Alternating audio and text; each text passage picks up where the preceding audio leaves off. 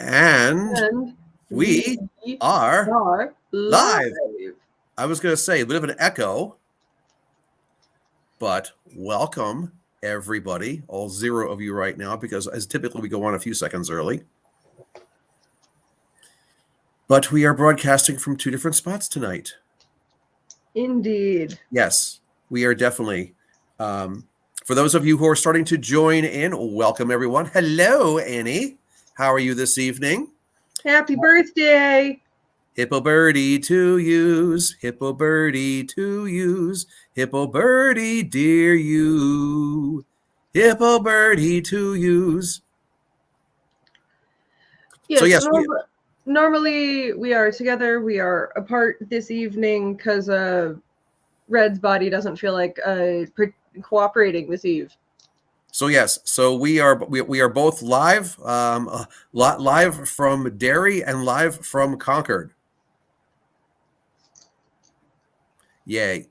So anyway, we are going to be doing our live stream this evening, our free monthly live stream for readings. For those of you who are familiar with this, and those of you who are not familiar with this, you get to hear the same spiel over again. So we are going to be doing some tarot card readings. Everyone who is signed up gets a 3-card tarot reading. When it is your turn, and please be patient, you can ask a question or not, because we do general readings if you don't have a specific question, or maybe not a question or just a topic. You know, some people have a specific question. Others say, I want to talk about business or my health or my love life, and leave it kind of vague. Others basically say just general reading. Whatever it is, let us know what you'd like to have. Ask which one of us, Red or Spawn, or me, Bruce, Lord Fafnir, in our little titles here, you'd like to have as your point person. Now, I'll grant you, we both have a tendency of yakking anyway, but if you'd like to have one person be the lead, just say so. And most importantly, you must tell us which deck you would like us to read you from. As always, both of us have our Dragon Tarots, and we also have, Red has her Swiss 11J deck, which is also known as the Dark Shadows deck. And I have my relationship deck, which is called the Tarot of Sexual Magic. It is R-rated, and there are some slightly dirty cards in there. So if you'd like to use that deck, any of those are available. When it is your turn, in addition to telling us which person you want and which deck, etc., also, please give us a number between 1 and 78. The idea behind this is that if you were here in person, we would give you the tarot deck to shuffle yourself, to put your own energy. Obviously, we can't do that on a live stream, but we still want some of your energy. The whole idea is that tarot decks have 78 cards. The number you choose we will find that spot in the deck. We will shuffle the deck first and find whatever number you pick as the top card, and then you get the 3 cards from there. We're going to be doing 10 readings as we typically do tonight. We have a quite full slate right now. I think we have 1 spot left over at this point, and I do believe, according to the order of things I see in the chat here, Debbie Cron is going to grab that last spot. Now, for those of you who also would like to have a spot, like Lisa Elliott, I see that you would like to have one as well. Also, Seashells. So I write these names down real quick here. You're going in our wait list. Now, I'll tell you something. Every month that we've done this, at least one person on the wait list also has a tendency of getting a spot, because not everyone shows up at these things. So, let's see. Sharon at Harmony, are you also Sharon Alana? Because I have an email. I've got 2 different things for you. I think that's what they. Yes. So anyway, I'm going to basically rattle off the list that we have right now. If you are already here, please just chime in. And I see some of you already have chimed in at this point. Okay, hang on 1 second, Louise. I just keep writing something more down here. Okay, so we have a few holdovers from last month that didn't get read. Kate Wilcox and Annie Kudamash, and I believe that you both chimed in at some point. Yep, I've seen them both. MK, I forget who MK is. That's also a holdover from November. So if MK is here, please let yourself known. Then we have our signups for this month, most of which came in the last couple days. We have in no particular order, Jamie Daniels, Cassidy Right. Nelson, Ellen Duffy, Sharon Alana, who obviously is here already, April Wooden, Terry Corazon, and last but not least, Debbie Cron. Those are our 10. I have seen Terry. I have seen Jamie. I have seen Kate. I've seen Sharon. I've seen Annie. Okay, so there's a few that are missing. I'm shocked. Shocked. Yes, exactly. This is why we have a wait list. So what we're going to do is that we are going to get started now, and we're going to basically start with our holdovers from November 1st, because they did sign up last month. And then after that, we will go through the list that we have tonight. And again, let's see, Lisa Elliott and Seashells, you are on the wait list. And something tells me at least one of you is going to get a reading tonight, because I don't think, honestly, the MK is going to show up. So, and some of our other people may not show up either. Anyway, so like I said, please be patient. So, Kate Wilcox, you are first on the docket, and then Annie. We'll be going with you two first. And so, hello, Kate. She just went hi. Mm-hmm. So now we wait for Kate's information, her question or issue or topic or lack thereof, which person she would like to read her, which deck, and most importantly, number. Hello, Crystal. I see you on there. I'm going to be putting you on the wait list as well. Okay, she wants the Dark Shadows deck, so that means you, Red. Yep. Well, at least we're getting started anyway, because you have the deck there. Yeah, this is the part that I'm always like, damn, we're in separate places.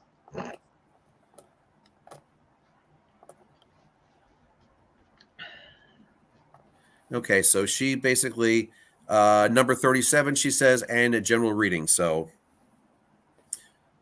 yes, sorry, Red, I am not there to actually do all the card shuffling this time.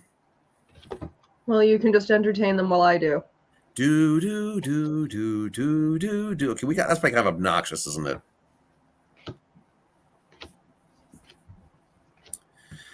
How's everyone's preparations for Thanksgiving going?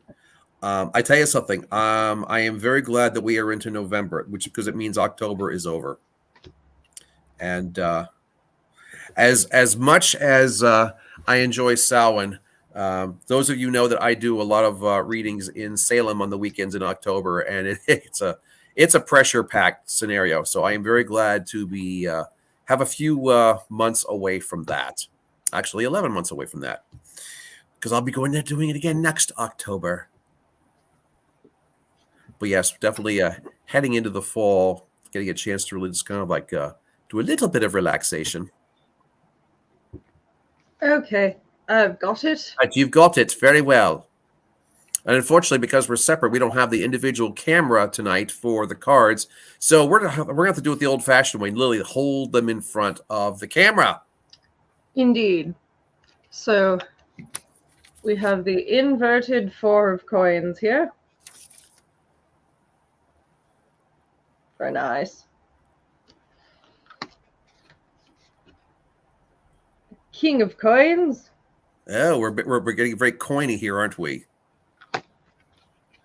And the wheel of fortune. But you have to say it in à la français, as it's written on the card. No, thank you, though. So 4 of coins, nothing inverted, right? All facing forward. Inverted 4 of coins. Okay, But inverted 4 of coins, King of coins, and the Wheel of Fortune. So we have the 4 and the 10 from a numerology point of view, and also the King of coins doubles as the astrology sign of Capricorn. So Kate, I have no idea if Capricorn has any relevance to you or not. And you can chime in yes or no as you so desire. But in the meantime, Red, why don't you, let's start with your cards. Why don't you take it away from here? Well, we're looking a bit earthy right now. So Ain't that the truth?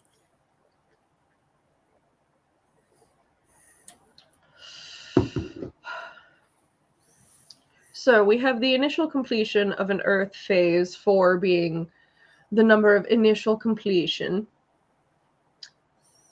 So something that you're working towards, one phase of it is done. We're moving on to another phase. Moving into the King of Coins. Whatever phase you're moving into, it is very day-to-day focused, very Earth focused. And that's not necessarily a bad thing. That could also be something as simple as we're moving into the mammal hibernation part of the year, and we're the only mammals that don't get to hibernate. Ain't that the truth? What's the picture? What's the king doing in that picture? Anything particular, or just? He is just sitting and being all regal. All right, so because I know in the Dragon Tarot that's the one which actually shows the dragon hovering over his yes, hovering over his hoard. Hello, Bonnie. I see you on there. I'm writing your name down. You are on the wait list. If we have space and time for you tonight, we will definitely be getting to you. And then, yes. And then Wheel of Fortune. So this is one of those where, are you actually starting to understand how the wheel works, or are you still just getting spun fruitlessly upon it? Most people get fruitlessly spun upon it. Hey, they do. May the odds be ever in your favor. It is in most people. It is not in most people's favor. Oh, exactly. Show the picture again of the card. I want to see what the wheel looks like. Is it just a? Oh, it's so okay. So it's a mess. It's like a carnival wheel. Yes, yeah. Very much. Yeah, it's almost.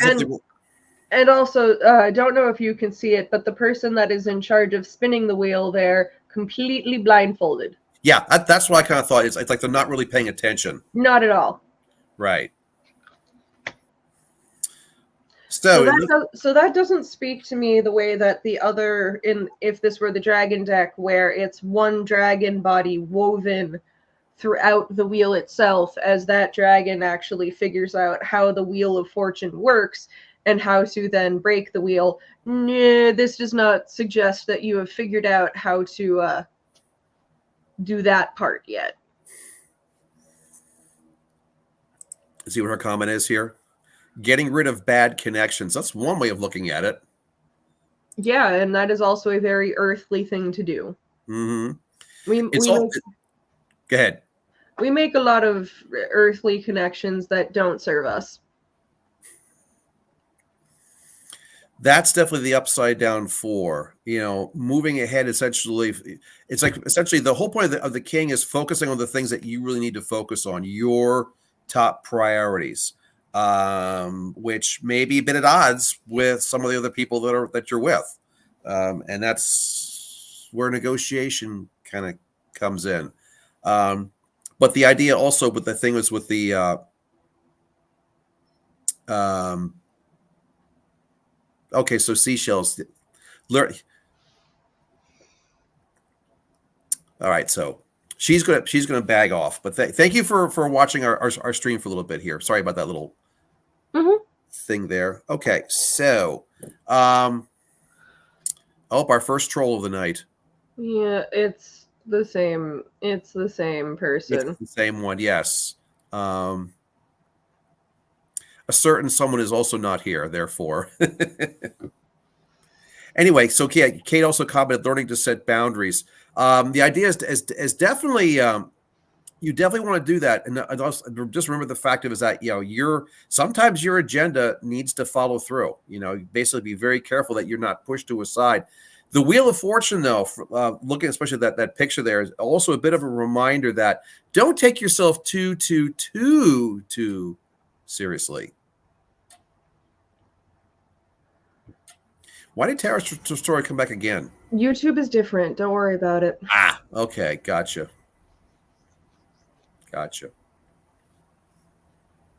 So with the holidays coming up here, I imagine that there's a little bit of fun in the Wheel of Fortune there, but the idea is, remember that the thing is, if you're going to spin the wheel like that, remember that it is only a game. It's the idea of like when you go to a casino, what is your agenda? Is your agenda to actually to try to win money?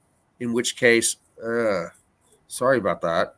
Versus, are you just going there to have fun, knowing that you're going to, you want to be entertained. You have a little bit of money you can bring with you, and you kind of say, "Hey, I'm going to basically have this nice wad of cash here. I'm going to play as long as I can, and when it's gone, it's gone." And hopefully, have a lot of fun in the process of doing it.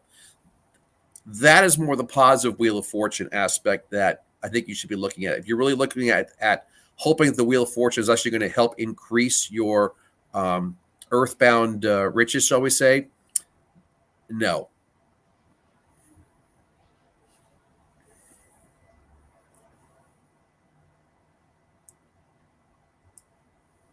I like the way you phrased that.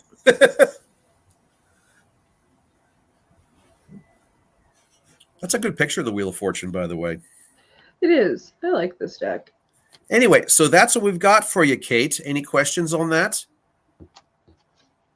And while we wait for last-minute questions from Kate, we're going to move on to Annie.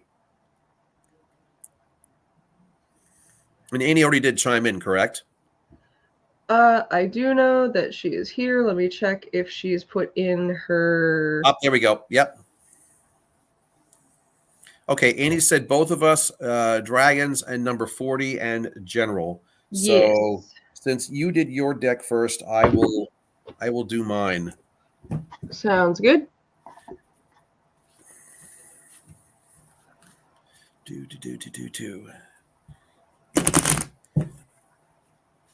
Jamie's thanking us already before she even gets her reading.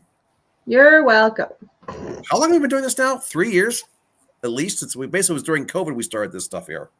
We started in May of 2020, so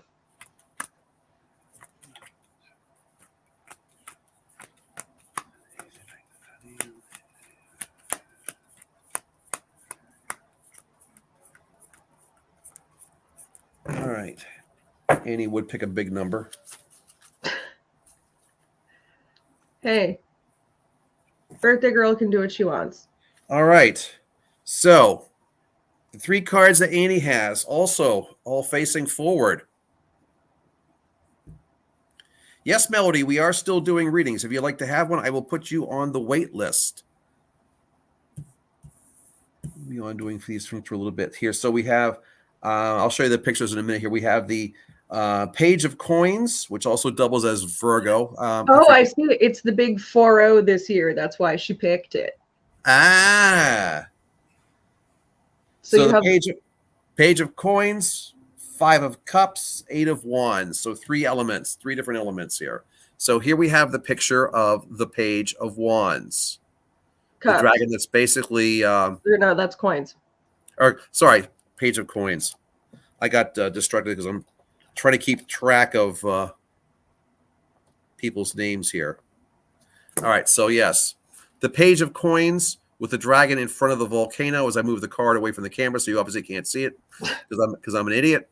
And the dragon basically flies away from the volcano. Smart move, because after all, wise dragon as you are, strong dragon as you are, even you can't fight an exploding volcano. However, rather than flying and just for your own safety and worrying about yourself only first, you are flying into the forest. Because you realize that everything in that forest is going to get wiped out by that volcano. So you are trying to actually wake everybody up there and get them out before the mess hits, which could result as a threat to your own safety. But yet, bottom of the card, there's a bunch of broken eggshells indicating that this dragon actually saved lives by doing those chores. Second card is the 5 of Wands. Geez, I can't read. 5 of Cups. I can't want to say Wands because the last card's Wands.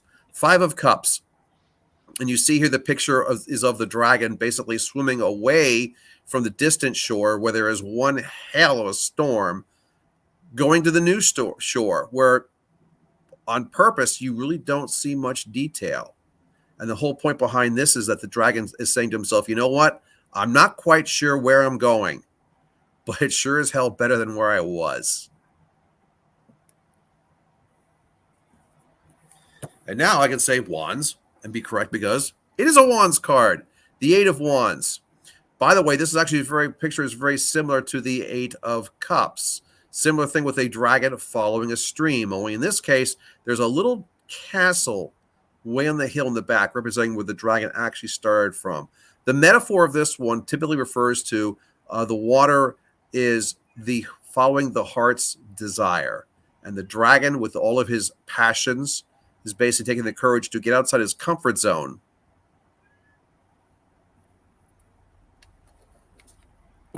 and basically follow the dream. A lot of people are afraid to do that. Mm-hmm. I see your notes, Terry. Thank you for watching us. If you'd like to have a reading next month, you could definitely, because again, we do this every month. So anyway, Andy, you basically said that this is your 40th year, and this was supposed to be a general reading for you. You've got 3 of the 4 elements. Seems like a to-do list. It kind of is. I mean, well, first off, it kind of says, it reminds us that how busy you bloody are. And the fact of is that you are definitely spending more time helping others than helping yourself, which has been a little bit of a detriment to your own personal situation, especially your health, by the way. The 5 of Cups basically is telling you to finally get away from some toxic crap that you've been involved in. This is the whole point behind this is that typically that 5 of Cups card refers to you swimming away from toxicity, whether it be situations, people, both, but essentially saving your own self. And the 8 of Wands essentially is saying it's finally time for you to actually pursue that which you have been putting on hold. Pursue your own dreams. That means you have to stop putting them on hold, though. Yeah. Mm-hmm. And you've gotten very good at that. Yes, exactly. Get outside your goddamn comfort zone. Leave your castle behind if you have to. Find. I think it's honestly, Annie, maybe you're really not quite sure where you ultimately want to wind up, but you're never going to find out if you don't actually start trying. Mm-hmm. And I saw this little comment here too. A funeral every few weeks as well. Yay. Yeah, it's hard, but. And of course, Gabby's correct. Well, actually, if the flight's really going down, I'm not sure if wearing your own ventilator mask is going to help.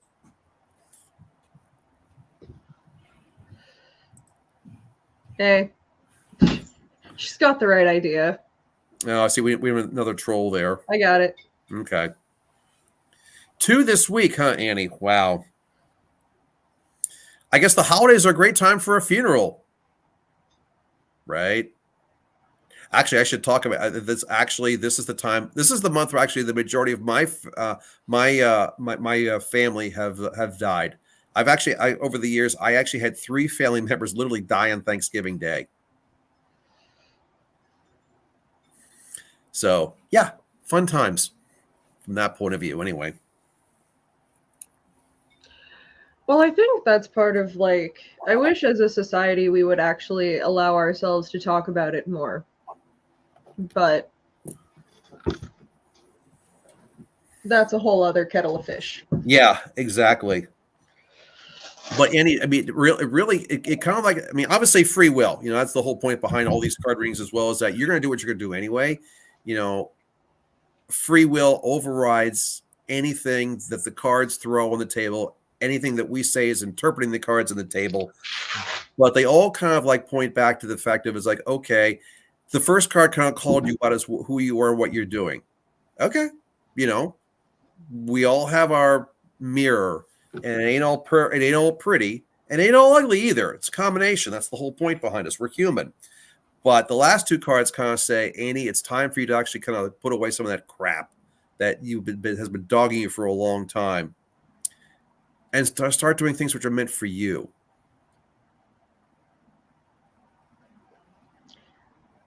Which you have no idea how to do, which is going to be the fun part. Oh, she knows how to. She just doesn't want to, because it's hard. Also because she's afraid that she might disappoint somebody else if she, looks after herself for a while and not somebody else. Just saying. Hello. Hello, Jody from South Wales. Thank you for joining in on us this evening. We also have a Theon here. You making yourself at home there? Try harder, Annie. I mean, she says she's trying. Oh yeah, and we know you're trying. I mean, hell, I'm in your D&D group. I know you're trying. We're just gonna push you to do more. More. More. How do you like it? How do you like it? Sorry. Here, hold on. I'll get up for a second so everyone can. Oh, see Theon. Oh, okay. Hello, Fuzzball. He just jumped up behind me there. I had Pandora meow behind me, so at some point she might be joining me down here in this room. She's a tendency coming down here when we do these readings. Yeah, would you like to do the next reading, sir? Oh, yeah, that'll go over like a... Never mind. All right, so let's see. Got to note that Terry, who had signed up for this, has dropped out because I guess of timing. Something happened. So now we have another person on our wait list that's going to be getting a reading. So anyway, coming up next, we have Jamie Daniels, who I know is here somewhere. Yes. And Cassidy Nelson. Did Cassidy ever sign in? I have not seen Cassidy.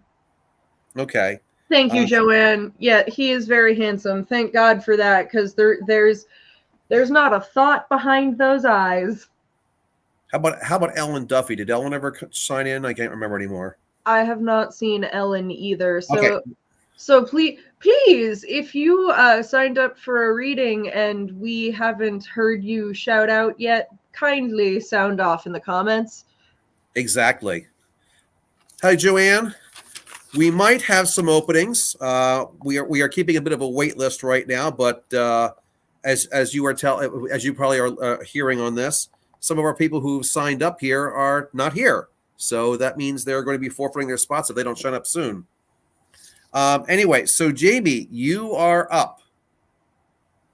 And also, I see that Sharon has just put hers in there a little bit early, which is great. Sharon, I will just ask for which deck you would like and a number as well. But good question. Yes. Jamie, you were here before. Are you still here? Here, while we're waiting for Jamie, why don't we answer this question that Jody has asked for the edification of everyone? Please. So the way that you sign up is unless you are signing up literally during the live stream itself, all you have to do is either email us or message us, Facebook, Instagram, one of the ways that you can contact us and be like, I would like a reading, please. I will just say that if we don't respond to your messaging us that you would like a reading, then that means we didn't see it. But if we respond to you and confirm it, then that means you have it. All right. And Jamie has said... Yes. General 23. And we can choose. All right. Well, the thing is, I will do the choice. I say we do dragons, and we do your dragons because my dragons just had a little bit of a workout. Yes.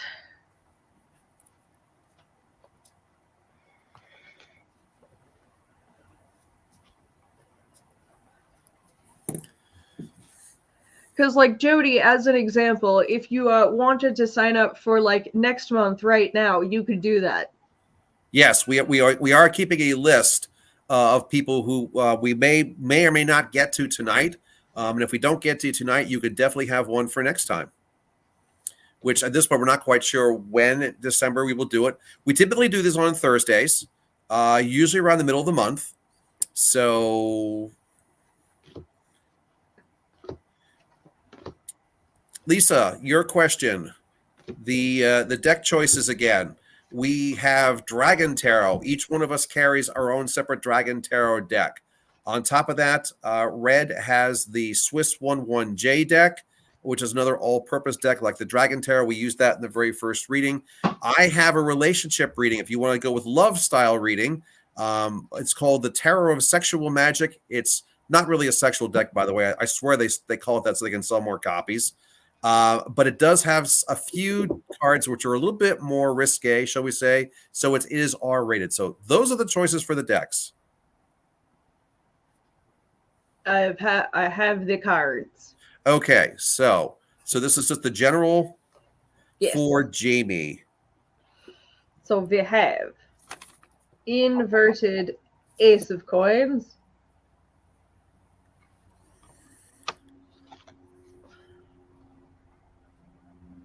Ooh, the 10 of Cups.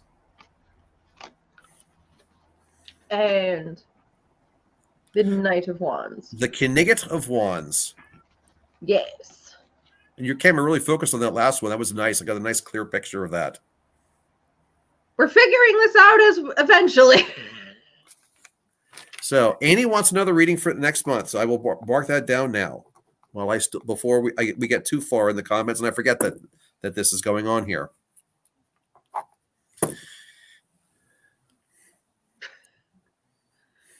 Okay, so we go to begin. Do you want to begin or you want me to begin? Because I definitely have a few things to say.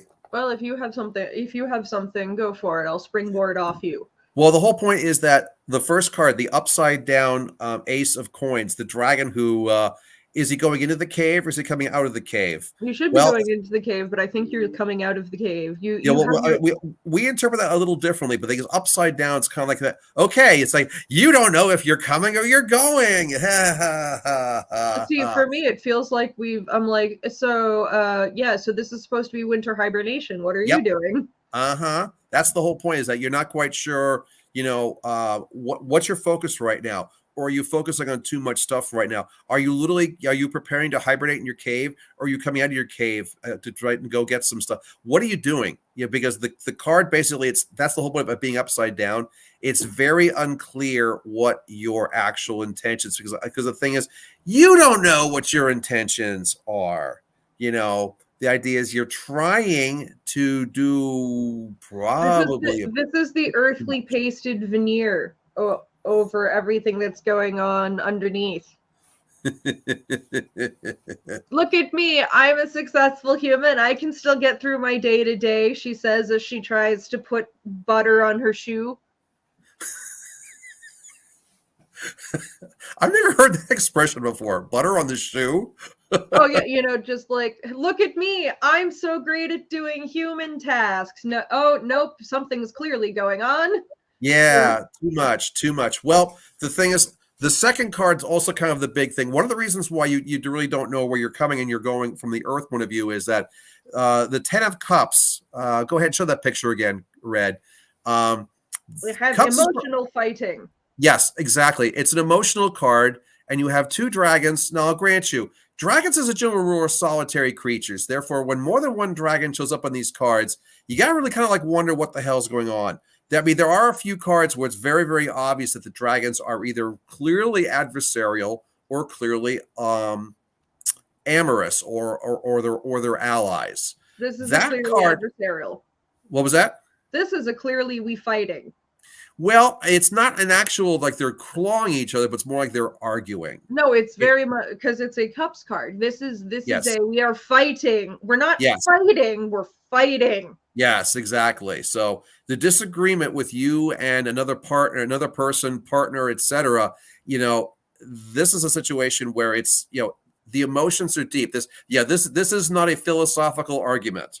This is not a discussion because you're trying to come up with a business decision here. No, this is an emotional decision. This is an emotional argument, this emotional confrontation. You guys are having it out. And frankly, that's what's been holding you back, because this should have been resolved a while ago. And the thing is, you have let it go, ergo, until it gets resolved, that you're going to be like, I don't know which way I'm going, because the thing is, you can't bend to that everyone else's will.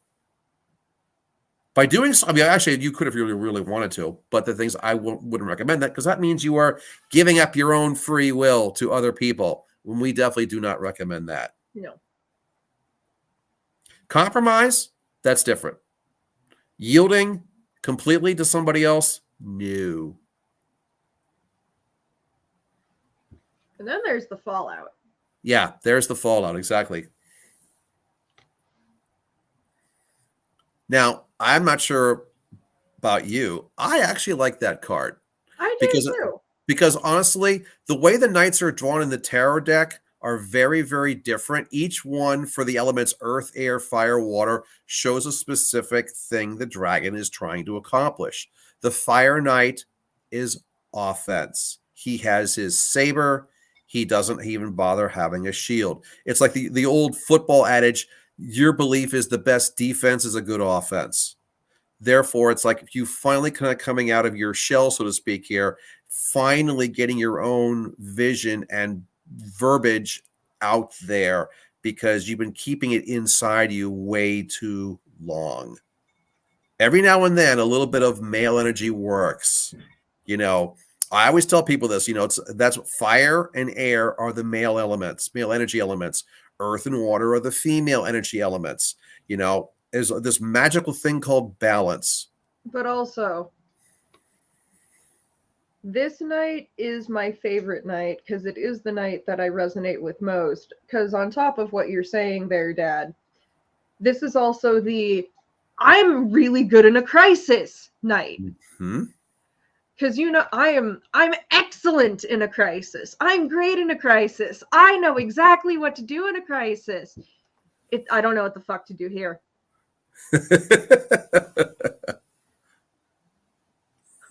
Everyone's like, the world's falling apart, and I'm like, I got this, and then I'm like, and then I'll be like, oh no, a minor inconvenience. I can't handle that. Yep. That's very much that night. This is the night of, hello, I am excellent in a crisis. What do you need me to fight? Yeah, you're the type of person that everybody turns to. Yep. You are that person. Hello, fix the crisis. It does beat you down though emotionally, doesn't it? It does way more than that. The people that are excellent and level-headed in crisis, I'll speak for myself specifically, but you know this, Dad. Where else am I level-headed? Because it's nowhere. In my particular case, being exposed to as much not great shit at the young age that I was taught my young self how to handle fires. Yeah. And it did not teach my young self how to handle basic human stuff. Yeah, this is true. So I completely fall apart on the basic human interactions. But, oh, your life is falling apart? I got you. Let me just... Hey, sometimes the thing is when you're fixing somebody else, it doesn't mean it means you don't have to worry about fixing yourself. Oh, that's why I like helping other people because we're taking the magnifying glass off of me. Yes, exactly. Oh, I love Jamie. Just like, yep, that's me. We gotcha. So what you really should do, and when I say you, I'm also me too, but people like us, we need to learn how to be more than crises.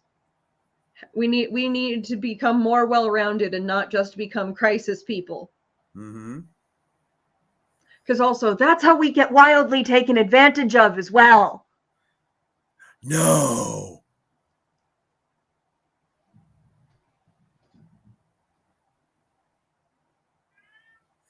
Really? Thanks, Jamie. We try to be accurate, but genuinely, the way that we come at this, or at least the way that I come at this, I very much view this as short form therapy without the degree. A little bit. Absolutely. It really winds up being that. So, alrighty. So if Jamie, if you have no other comments, we are going to move on to our next person. And then we're trying to figure out who actually that is. I'll throw this up here real quick here. Oh, yes. Yep, that's very true, Joanne. Absolutely, That's very Joanne. true. All right, so one last call for Cassidy Nelson and Ellen Duffy. Because I know Sharon is here. She already put in her question. Sharon, did you ever actually finish with giving us your number, and what was the other thing that we were missing from her? Deck. Yes. She says this is what we got from her so far. Was she associated? Which is a good question. Mm-hmm.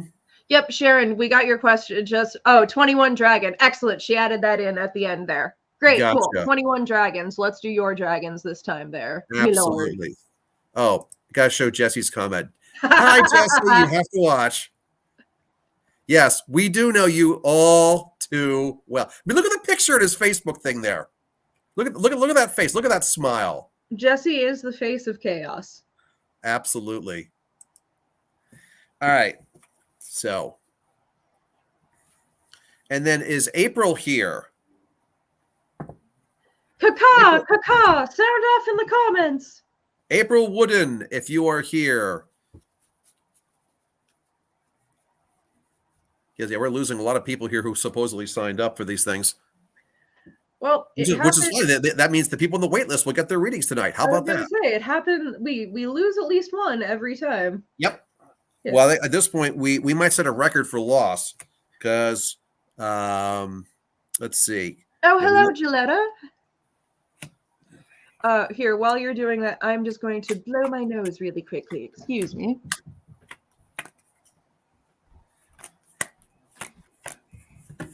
Okay.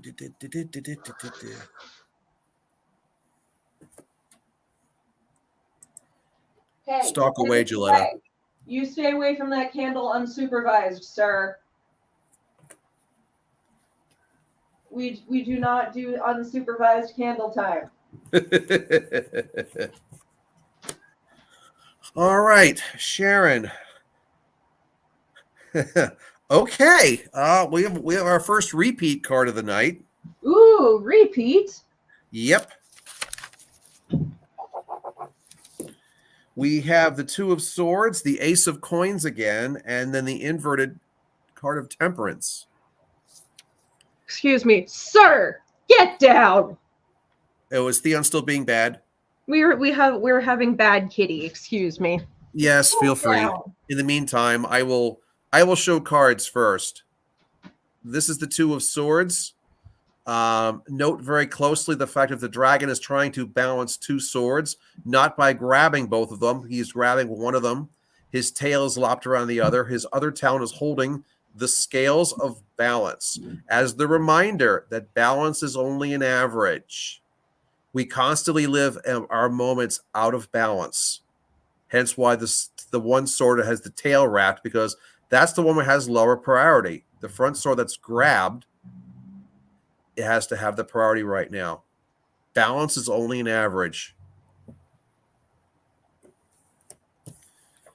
Here's the Ace of Coins again. I was going to say, put that in front of the camera. Yes. No, we put it over here so people can see it.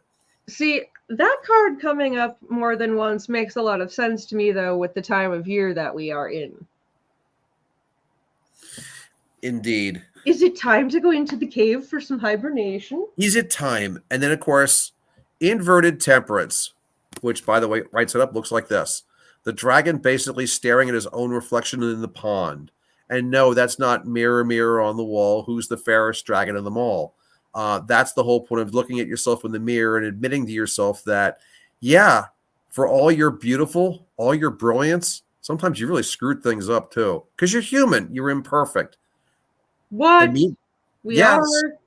Yeah, sorry about that. And of course, then you have the little disembodied hands there showering the dragon with a little bit of an elixir over top of that. This one also doubles, by the way, as the astrology sign of Sagittarius. So now, in relation to the question of where should you focus? Well, I'll put it this way. Where should you focus is the question that you've actually asked. Now, the idea is that what is actually drawing your strength? Where's your calling? Because 'Cause- after all, this card to me is a dead giveaway. The fact of is that it's balance. The thing is, you're going to be doing more than one thing. What are you to focus on? Energy healing, ancestral healing, hypnotherapy, speaking, mediumship, any guidance for the next steps of growth? Yeah. So I have a psychic answer and I have a non-psychic answer. There we go. Ha, ha, I rolled it over. I did it. Ha. Look, y'all. My occupational therapy is really coming a long way. but yeah, no. So I have a psychic answer and I have a non-psychic answer. I can give you both. Let's do the psychic one first. So for you, Dad, what is the dead giveaway for you? Okay, well, the thing is, the idea is that this one basically says is that you're asking the wrong question. The idea is that this is a balance. Like, what do you think you're good at? Or the idea is that what do you think you want to improve upon? Because after all, we're always works in progress. The things which you feel naturally drawn towards, those are the things which you're grabbing the sword. But the thing is that you can't just basically look away at the other ones as well. By saying that, hey, I want to focus on this, that doesn't mean I'm going to give up that. The idea is that, especially from my personal point of view, from the quote psychic world, I probably do almost a dozen different things. Now, I wind up doing tarot cards and palm readings far, far more than I do other things. That's just more of the nature of the popularity of the aspect of things. So when you are, the thing is, but that doesn't mean I'm any less better at these other things. You have listed quite a large number of things in here. And the idea is that what are you going to be winding up doing on all this? The thing is that you're going to be doing it multiple purpose. You're going to be offering your services. You're also going to be teaching how to do these and help other people in the process.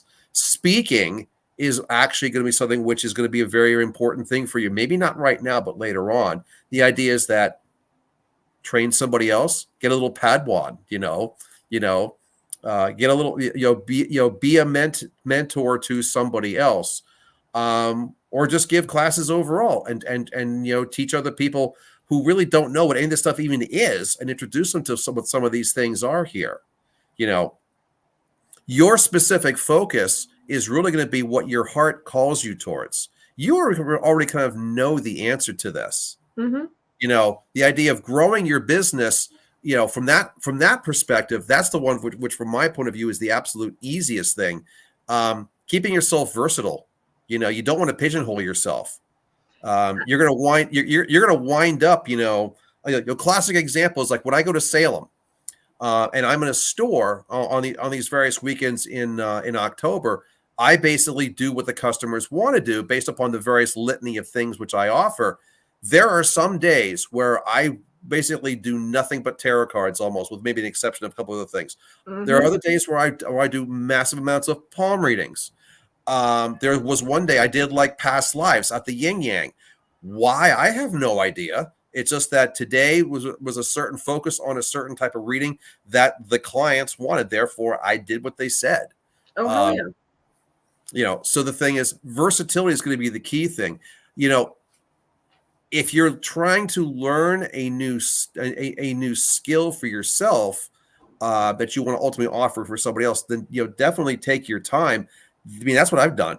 I started with a small core. I've slowly branched out over the years to keep, but that was more to keep myself versatile, and also the fact that I just enjoy learning new stuff. And also, the more I do that, the more I realize is that where my unique energy wavelength takes me towards.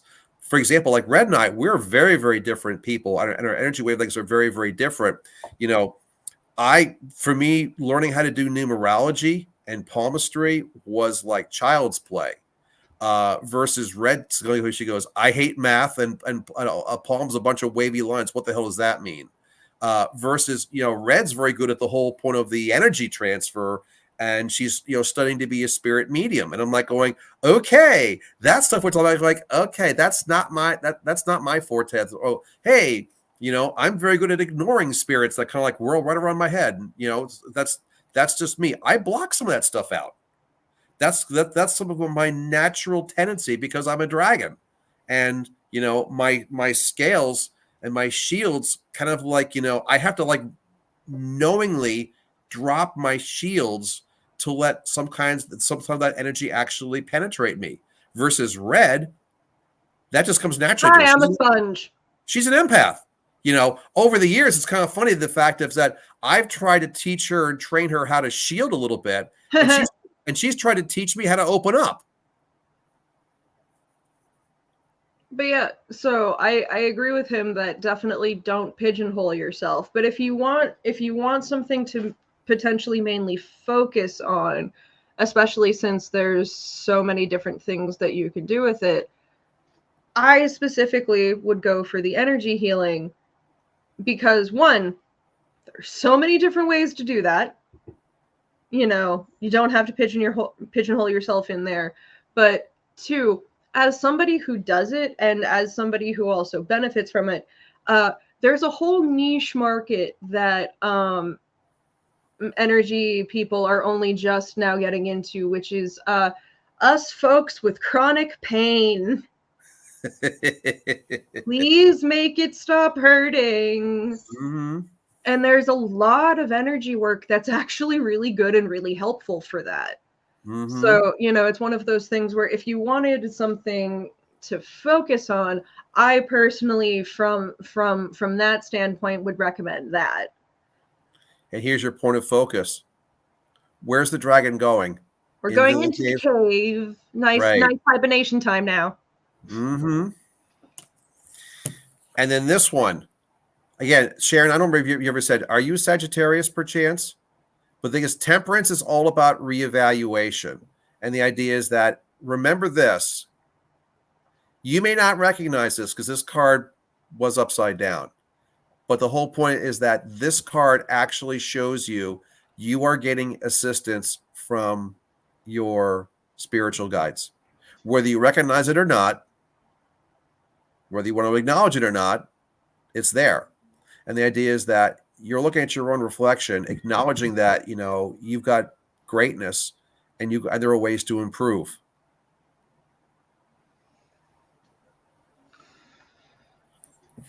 And Sharon says she's a Virgo, by the way. Now, I also love Sagittarius from an energy point of view because it's the last and the least of the 3 fire signs. I personally think Sagittarius is the best fire sign. Right.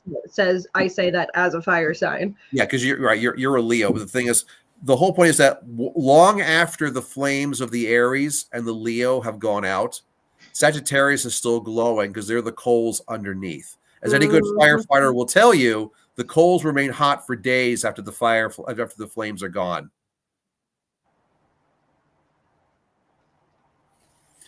You're like the Energizer Bunny rabbit. You just keep going and going and going. So your long-term energy for this work is great. You have a lot there and I can totally understand that could be a bit overwhelming if you're trying to do all of the things. But if you're somebody that can do all of the things, by all means, go for it. But if you genuinely want somewhere to focus, I, from a personal standpoint, would say focus in the energy work. Start getting yourself a bit more into the chronic illness, chronic pain. Get more into that stuff for people like me who help, my body hurt all the time. Since I threw that comment up here, the whole idea of you want to make another major investment class. The two of us, by the way, are mostly self-taught.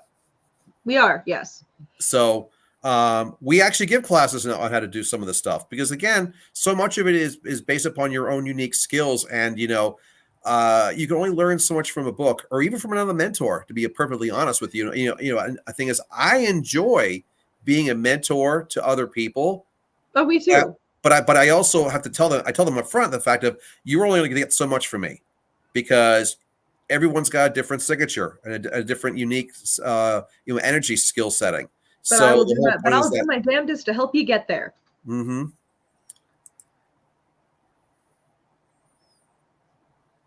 So I am jealous. And yeah, no, that is a huge thing. Like people don't understand what our bodies hold on to for years and years and years. Also, hi Rena. So, Brina, I have you on the wait list as well. I'm not sure we'll get to you tonight because depends how many people actually are still here. Well, I'll say straight up, I've lost count of how many. That's why I've got the list here. It's this is actually one of our a lengthy list in quite some time here. So, anyway, so Sharon, if you have no other questions, we are going to definitely move on. Joanne has another little comment for her. Value friendships more than their family relationships. Yeah, yeah. I can see that. Definitely points there. All right, so Cassidy and Ellen never showed up, so I'm going to No, take I them have not off. seen them. How So about April? goodbye. April Wooden. I have not seen April either. Because then we're moving on to Debbie Cron, whom I know was here earlier, if she's still here, and then we're literally going to start moving into our wait list. We're at a record of no shows for tonight. But so be it. We will just kind of keep going. You're welcome, Sharon. We are absolutely here to be as encouraging as we can. Yep. So April, last chance for April. Debbie, you are up. And then we have following Debbie is Lisa Elliott. Here, would you like to answer the question for how people get on the list again real quick? Because we have a new person. Hello, Allie. How do you get on the list? You just did.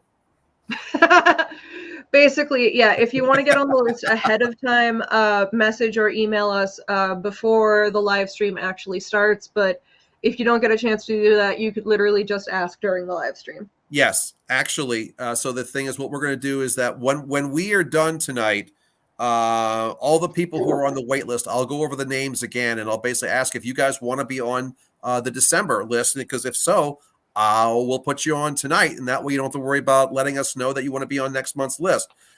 Obviously, then just pay attention so that when we're on the live stream next month, that you guys actually show up. Yes, that is the part that before this has really been unspoken, but apparently we need to speak it. We are not in charge of getting you to the live stream on time. Yeah, exactly. You are big humans, we hope, and can do it yourselves. And so I'm assuming we're doing my dragon deck this time, Father. Yes, we will definitely do. Yeah, Debbie is definitely up right now, and so this is what she has wanted. Lisa, if you are still here, you're going to be on deck. After we're done with Debbie, we're going to be doing you.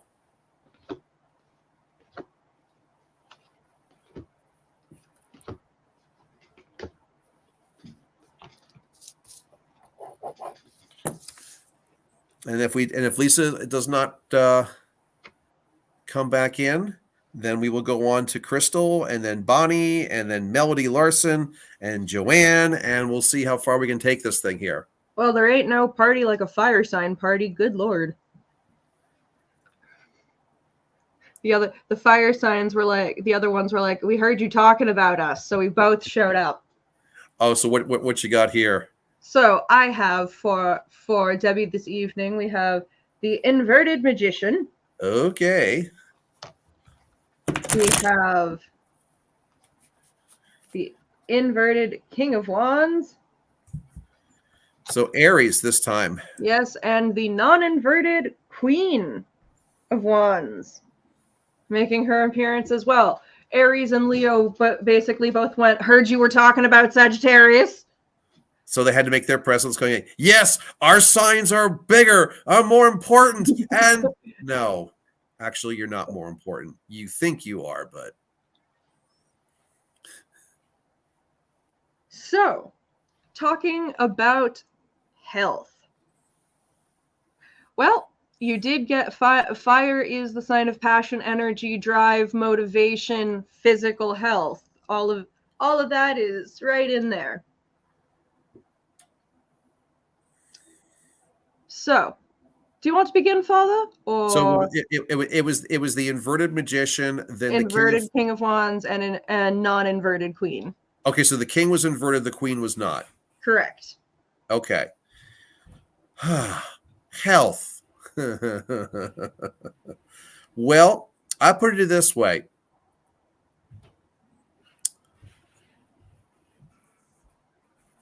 Things are not quite what you think they are. But the thing is, they're not as bad as you think they are too. In that the magician, I mean, ones always refer to new beginnings anyway, which we kind of like. Their magicians, of course, they don't really do magic. They do illusions, and so sometimes in this case, I'm really getting a vibe that the magician is the doctor. Yeah, something like that there, and therefore the magician is like one. Sometimes they don't necessarily tell things correctly. And I will say that that's also not necessarily a malicious thing. Sometimes they don't know things. Sometimes they just don't know things and they can't tell you what they don't know. But yeah, so we have inverted magician, which is suggesting, at least to me, that the professionals are doing what they can, but maybe it's not enough. Yeah, exactly. But the thing is, having the inverted fire king and then the non-inverted fire queen, from a whole point is that from a health perspective, if you want to have an element that wants to show up there, it wants to be fire, because fire actually refers to your biorhythms and the energy involved with that. So from a health point of view, the worst thing I want to see is water. The best thing I want to see is fire. Now, magician, by the way, carries no specific element. And that's why it's kind of initially that first one was kind of a, because it's kind of a, what's going on here? You're going to be essentially, you're going to be told a certain thing or two, or you're going to feel a certain way about things if you're not actually seeing a physical doctor. And it's like you're going to get this idea that, hey, things are going to be going this direction. And you're going to find out that, no, they're not. The nice thing about this is that after a little bit of a misfire, shall we say, is that the actual fire energy actually shows up and then it improves from inverted to not inverted. From Aries, the candle that burns twice as bright that lasts half as long, to more of the Leo, which is the a little bit more under control, shall we say. So yes, Debbie has an excellent comment. Maybe get a second opinion. Yes. Second, third, fourth. Because I'll put it this way: having the Leo fire at the last card is a good position to be in. It is. That shows an upward trend. Where you are right now is not necessarily showing you an upward trend, but moving forward is an upward trend. So we'll take that. And I know that, again, not trying to air all your dirty laundry out online for the internet and everything, but I know that we have spoken at length about chronic illnesses in general, and what I do and various things of that nature. Yeah, no, I'm with Dad that looking at this, I'm not panicking. No. I'm not going, oh no, oh no, oh no, oh no, oh no, death's right around the corner. Oh dear, no. But it's definitely going right now. Right now, the energy is going wah wah wah wah wah wah. And yeah, with chronic illnesses and the energy is always a gamble. Will we have any energy today? Who knows? Yeah, exactly. But this is suggesting that moving forward, if that means getting a second opinion, getting on a different med, to get sort of that energy finally going back in the correct direction that we want it to be going. Yes, get a second opinion, get a third, get a fourth. Our medical, everything is so bad right now. Everything has been so bad. It wasn't great before COVID, but my gosh, post-COVID, a train wreck. Yes, that is for sure. But know that at the end of the day, you're going to be in a better position than you are in right now. It's just that you have to kind of like go through the crap to get to the end of the tunnel. I know I'm mixing my metaphors there, but whatever. I think you know what I meant.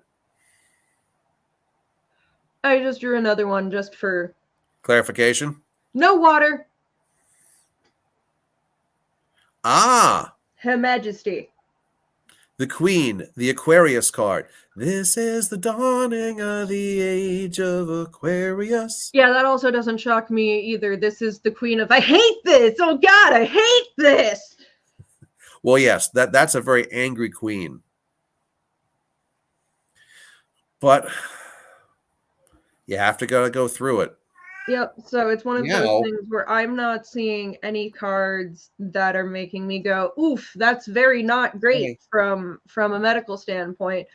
You are definitely doing this in terms of how day-to-day feeling and energy and all that stuff is going, but there's nothing that's making me go, oh my God, hospital now, go.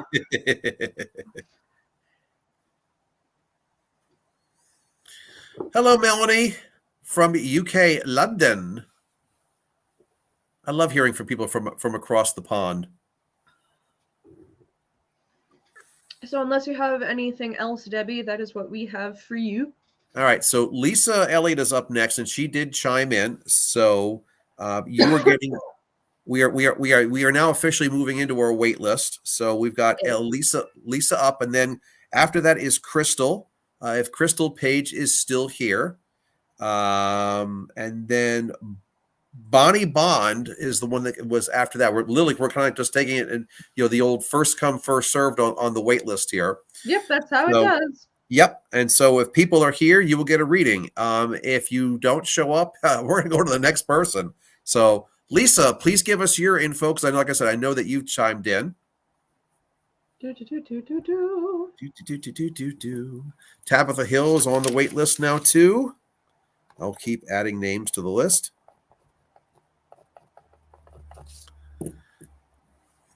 Okay, she wants. She's from Arizona. She's in Arizona. She wants the dragons. My turn for the dragons. Number 33, and she wants a career reading. We can do that. Number 33. One of the master numbers. The master teacher.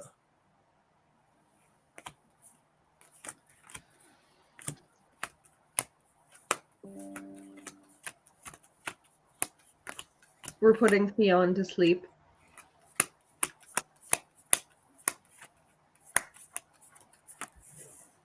Alrighty, so Crystal and Bonnie, have either of them shown up? Because after that, it is Melanie Larson and Joanne, and then Jody Jenkins. Because I know they are all here, but they've been popping lots of comments out. So you guys may all be getting readings tonight. If Crystal and Bonnie don't bother. Alrighty, but let's take care of Lisa right now. Yeah, Melody, the number is one of your choosing. There's 78 cards in a tarot deck, and normally what we do is we have you shuffle them. For obvious reasons, you can't do that. So essentially, we shuffle them for you, and we start pulling from whatever number you give us. All right. Lisa's got some very interesting cards for her career reading. Number 1, the inverted 9 of coins, the 9 of earth, which, by the way, faced up looks like this. Still, one tree, right side up, one upside down. Either way. The idea is that I always refer to this as the trees of symmetry, white versus black. Black tree roots to the earth, all the things we do to maintain our physical existence. White tree roots to the sky, everything that we do to actually gain our own appreciation and enjoyment out of life. Spiritual connections, emotional connections, etc.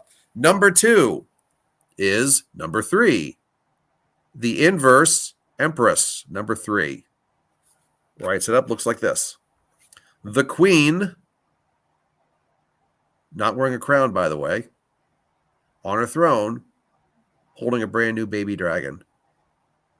So Lisa, does that mean that your career, are you caretaking in some fashion? And then the last card, not inverted, the 9 of Cups. I refer to this as the fish out of water because Mm-hmm. the dragon. The dragon's like a seahorse, jumped out of the water. The other fish are going. And gone. Oh God, what's up here? What was that? And Oh, it's just going. What's up here? mm-hmm. So for the career point of view, honestly, I look at that, especially that Empress there, kind of going, yeah, you. It says she said a comment how she's not doing caretaking, okay, but she clearly is taking care of in some way. Maybe it's a metaphor, but the thing is, you're definitely taking care of everything else and around you. Yeah. After all, the emperor is never really the emperor. There's always an empress behind the scenes doing all the work. Yes, this Empress is actually taking care of the dirty work, so to speak. Here, maybe queen in title, but the thing is, no, she's actually taking care of the kids. So like I said, it may be more of a metaphor from your perspective, but the idea is that you're basically spending your time taking care of everybody else. Yes, work with people who can't do their job. Oh, I just saw that. Yeah. Yeah. Excellent. You've gotten roped into being the Empress. So sorry. Yeah, exactly. And by the way, that's where this is coming from. The idea is that you're finally turning away from the black and turning towards the white, because mainly it's the fact of is that you're focusing on on what you need to do to actually advance your own position. The whole idea is that, yeah, you are the bloody fish out of water here. Mm-hmm. Now, so the question I kind of come down to is that, do you want to stay here? That was going to be my question is, yeah. Are you happy? Yeah, it seems like essentially, I hope you're getting paid good money, if nothing else. I was going to say, is this the job you were hired for, or are you doing everybody else's job now? It sounds like that, and the thing is, you're winding up doing all this other crap, and therefore, is this something where you wind up not actually being given at least the kudos that you are responsible for? You save the day, and the whole point is that, but are you getting the credit for it? Is your boss taking all the credit for it? Used to be self-owned and thinking of going back on my own. Well, I mean, yeah. Well, fish out of water. The cards are kind of also leaning in that direction. They're definitely leaning in that direction because honestly, it seems that you're actually not that you don't necessarily play well with others, but I think actually playing well with you. But well, I think actually you're best when you're by yourself. Yeah, I think what was Red said, yeah, because others don't play well with you is what it comes down to. Yeah, it's not that you're not being a team player; they're not being team players. So you're the innovator in this. You're the one that actually is coming with the new creation stuff. I like that. My husband says I'm a boss. Your husband might be right. I was going to say, depends what we mean about boss. Think about The Godfather for a minute here. Anyway, so it doesn't. I mean, the cards all really kind of point to the fact of is that you're not being properly utilized. No. That's for sure. Again, free will. You're going to do what you're going to do anyway. But the thing is that maybe you are best back on going back to being self-employed, or if not, getting yourself in a position where you don't have to basically babysit everybody else. And maybe that's possible. And maybe that's not. Every corporate structure is a little different. I know that when I started, my aspect, because I'm still an environmental engineer after all these years, but I remember in my earlier years, my earlier decades of my career, it was very unfortunate the fact that when you were hired into a company, you essentially were pigeonholed into that position. And as that you actually got experience and got smarter and all that sort of things there, they typically really did not promote from the inside. They just kind of left you because they got very comfortable with you being in that position, and therefore nobody really moved. And the only way that you really could get a promotion would be as if you quit and worked for your competitors. And that's what I started doing. That's the way I actually moved up in the ranks over the years. Was I literally would spend a few years at one company and then kind of like go, okay, I I've outgrown this position. Can I move up? No. Okay, I'll go to your competitor who will put me in that position. You know, I think a change is coming for you, one way or the other. I think you staying where you are essentially is not serving you and your career interests very, very well. Unless, of course, you are getting an absolute insane amount of money, in which case I would say that would be really, really hard to throw that away, unless you can actually duplicate that somewhere else. Because after all, we have to be practical too. Unfortunately. So that's what we got for that. So if you have any other questions, let us know, Lisa. If not, we're going to move on. And totally underpaid. Yeah, totally underpaid. Oh, okay. Then I think probably the self-employed will probably do you good. I was going to say, if they're not even going to actually value you at what you're worth, then goodbye. Okay. So I never heard from Crystal, never heard from Bonnie, which means Melody Larson, you are up next. And then Joanne Ezepek, I'm probably badly mispronouncing that last name. We are sorry about our mispronunciations. And then Jody Jenkins. So you are the next three contestants on The Price is Right, Whee! so to speak here. Yes, that is the one thing that we do try to tell people is if you do really want a reading in one of these things, you do tend to have to be a wee patient with us. Yes. Mm-hmm. Because this is very much we do it in the order that we can. Oh, exactly. Look, you did it right. You got the right pronunciation. Look at you go, Dad. And look at that. Jody, Melody, and Joanne are all here. So, okay. And then after that, we will have one more spot to go. And after that one, believe it or not, is our lovely Faye, if Rena's still here. Rena. We love Rena. Yes. Rena, we can definitely do Rena. So anyway, Melody, number one, forever, the Fool and Drago.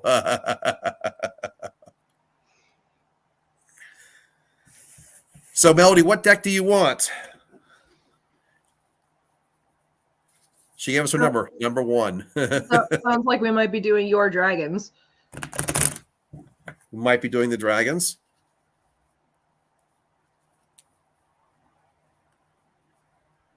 Hey, Dad. What? Did you miss someone? No, I didn't miss it. She's just further down. At least on the list I've got here. Okay. Sorry, I can't see anything tonight. Woohoo!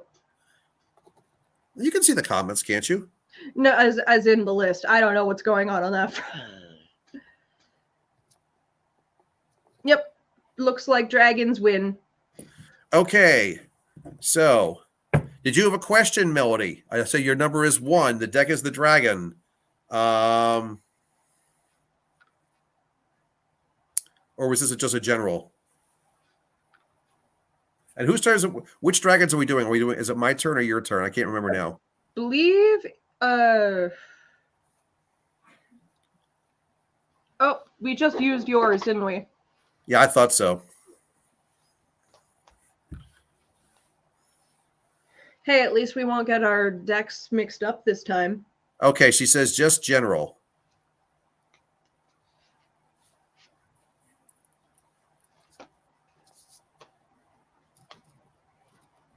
Marianne, I see you. I'm putting you on the list too.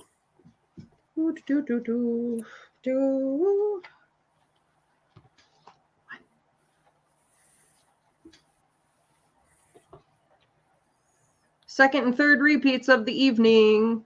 Ah, okay.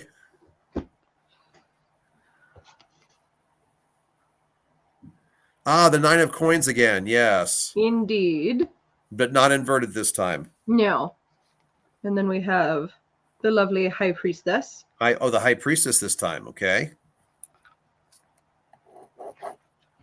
And then the Page of Coins. The Page of Coins. The Virgo card that comes back again. Yes, we are bookended in this one. Meow. So that's Pandora. She's meowing. I don't know if you can hear that or not. Yes, I can. She's loud. Theon is he is now sleeping. But right near me, so that he can still be near all of this.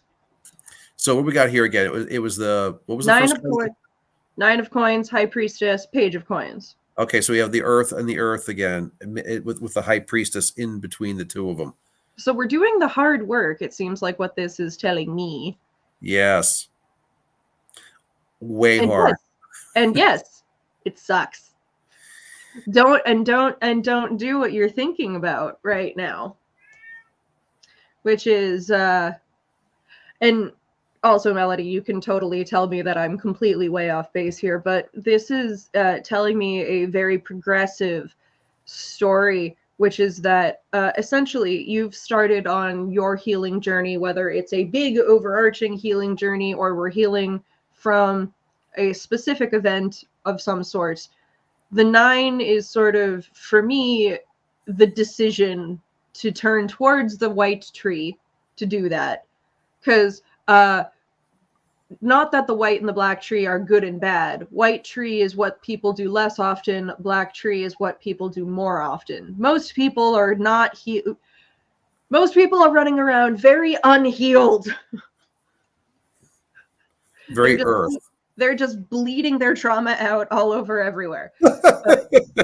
You looked at that and went, I don't necessarily want to do that, and so you turn towards the white tree. Yes, lots of shadow work. Yes, you are in the middle of your shadow work, and Yes. Like, the High Priestess. You're here. Here is sort of where we are right now.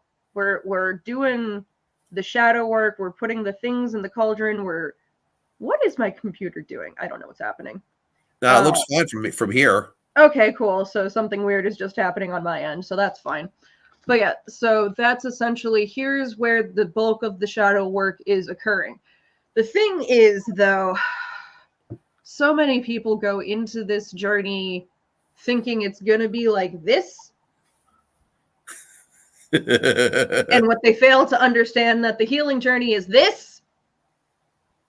Well, hopefully it's more like.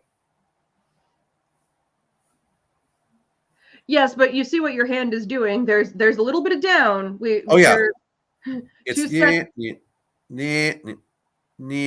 But hopefully you're overall you're still slowly climbing up. But it is definitely up and down. And this is essentially the spot where you get to the I have just burned down the forest because it was necessary, and then you stand around looking at the forest that you just burned down, and then you go, oh no, I have regrets. Don't. No. Keep going. We do not regret. Yes. Be careful. The fact of it is that you can't get away from the volcanoes. They're always going to be there. Remember that this card also doubles as Virgo, Earth sign, probably the most stable of all the 12 zodiacs. And by the way, one of its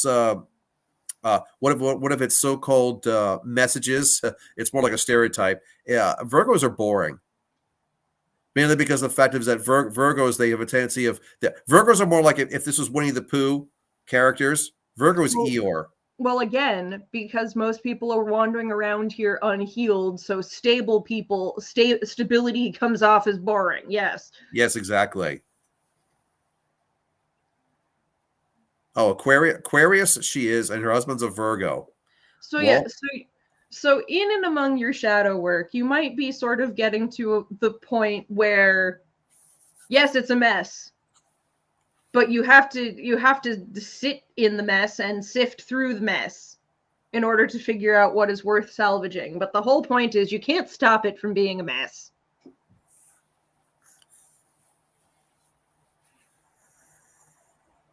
People think that this journey is easy, and then they get to, because they don't realize that a lot of what happens is you kind of destroy things in your own life too, because you realize, oh, this is already broken and there's no saving it. Flit.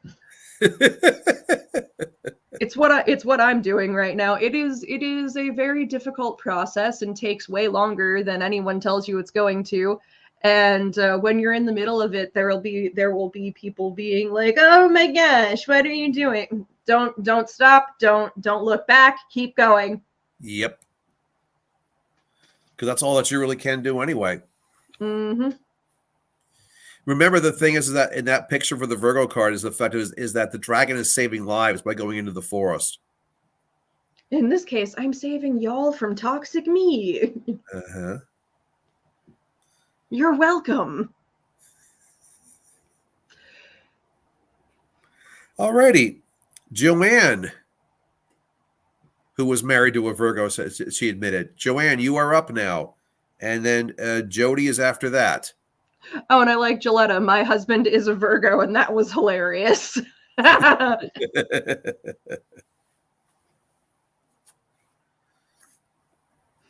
Yes, Melody. Yeah, we gotta kill our top. Like I do not like who I was a decade ago. I want to. I love her in that I needed to be that person to get to where I am now. But my God, if I ever met that person, like just walking down the street, I would be like, eh. Like, Dad, I don't know how the fuck y'all dealt with me. My God, I was terrible.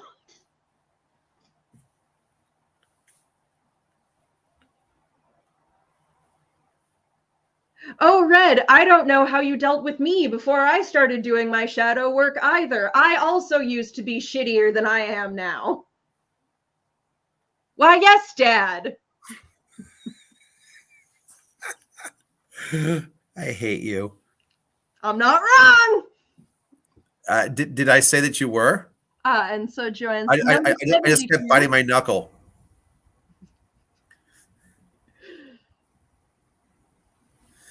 Yes, y'all. He's biting his because he knows he's a smart man and knows when occasionally knows when to shut up.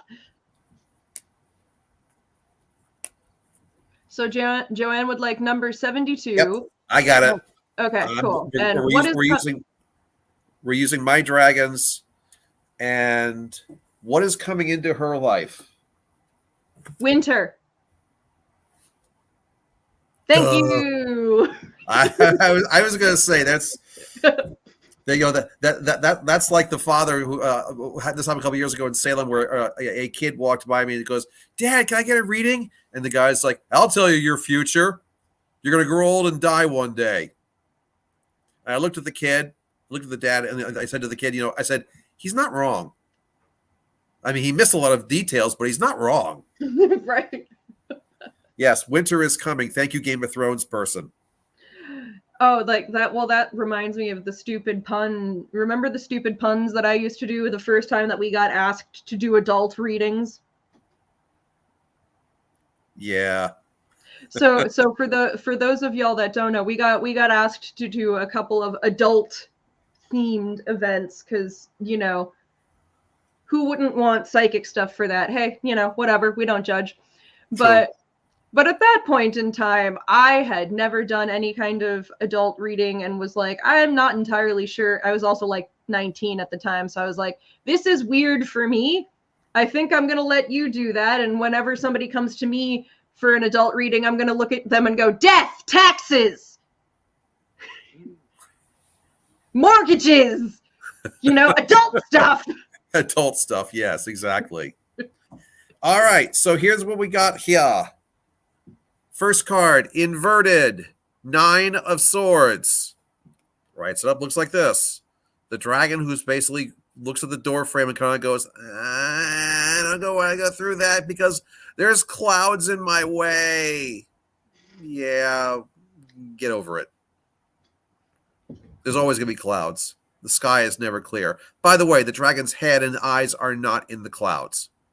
So it'd be one thing you just say if your vision was actually obscured, it's not. Then we have Ace of Swords, not inverted. The dragon basically so fixated on that one sword, my sword, missing the fact that there's actually a rainbow behind him. And then the last card, Seven of Wands. Whoops, there we go. There you go. Lucky number 7, if you want to call it that, the wands are in perfect symmetry. If you look really closely at the dragon who's hovered between the two of them, there is lightning coming from his talons. Think about like Force lightning from Star Wars. Think about Star Wars, only the Sith did that. It's like, nah, this is like, it's just energy. You have air and fire. Those are your elements. Rey did it now, technically, and she's not a Sith. Shut up. Hello, Kitten Smitten on YouTube there. Do we have anything left going on we can put you on the wait list. I don't know if we have any spots open right now, though. At this point, no, I don't believe so. We are getting down, but I'll definitely put down you on the list for next month if you like to have one. Like I said, I will go over once we're done here with the last reading. I will go over the list of those who are on the list, who did not make it, and you guys can chime in if you want to be on the list for next month. So Joanne, I have a question for you, especially with some of these cards that have popped up here. And you've mentioned that you're an air sign. Do we tunnel vision?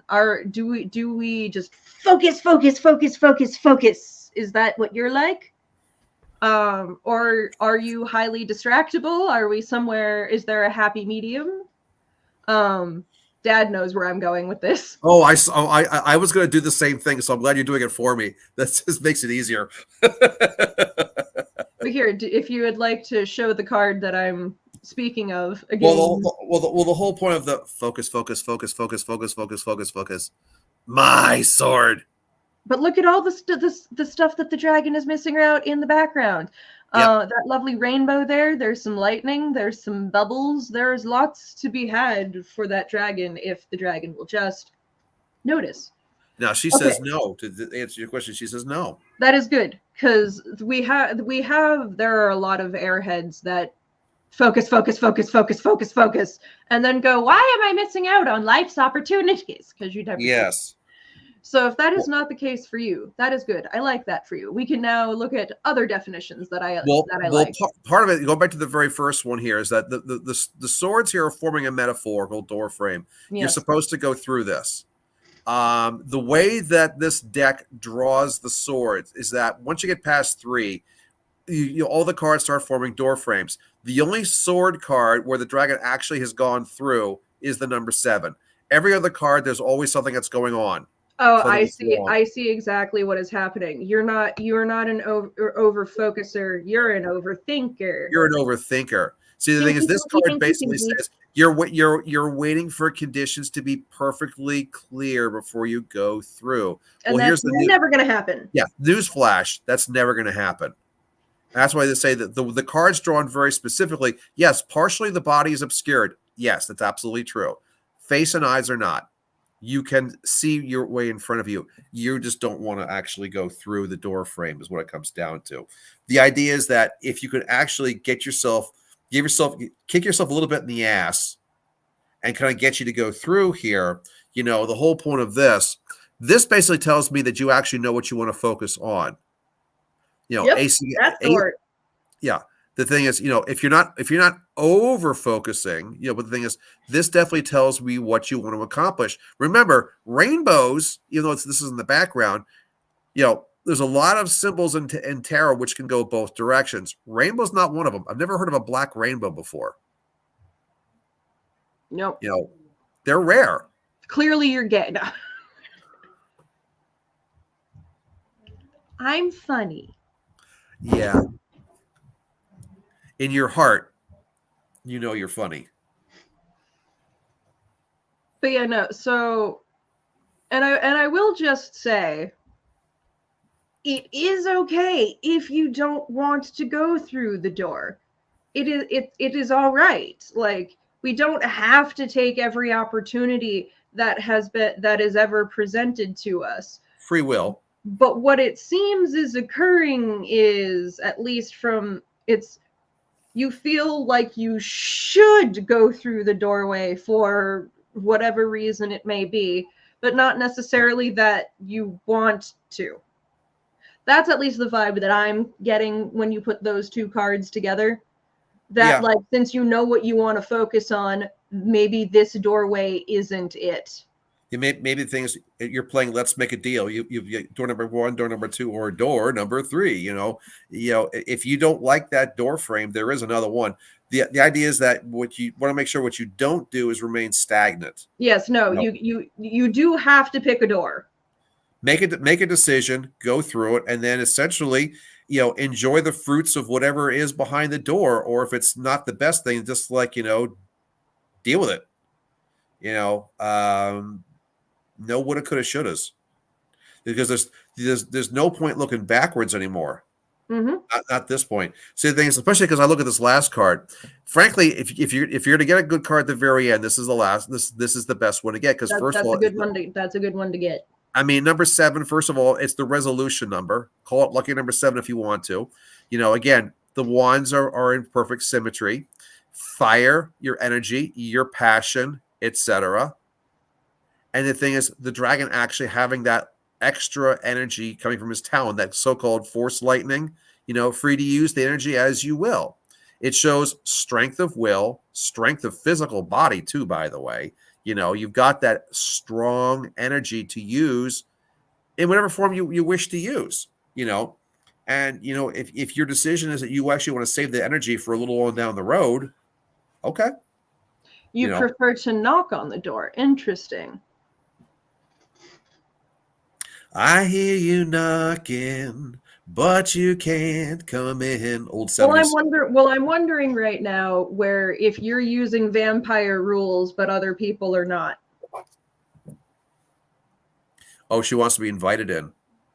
Well, if she prefers to knock at the door, I can understand that. But we might not be working with vampire rules.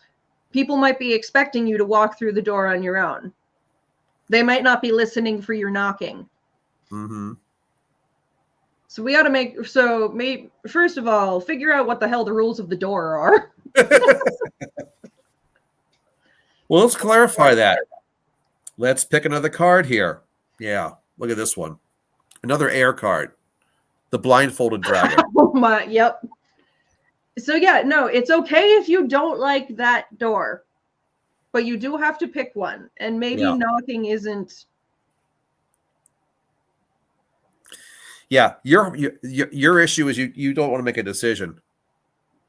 Which I hear you and I feel you. Decision fatigue is a thing.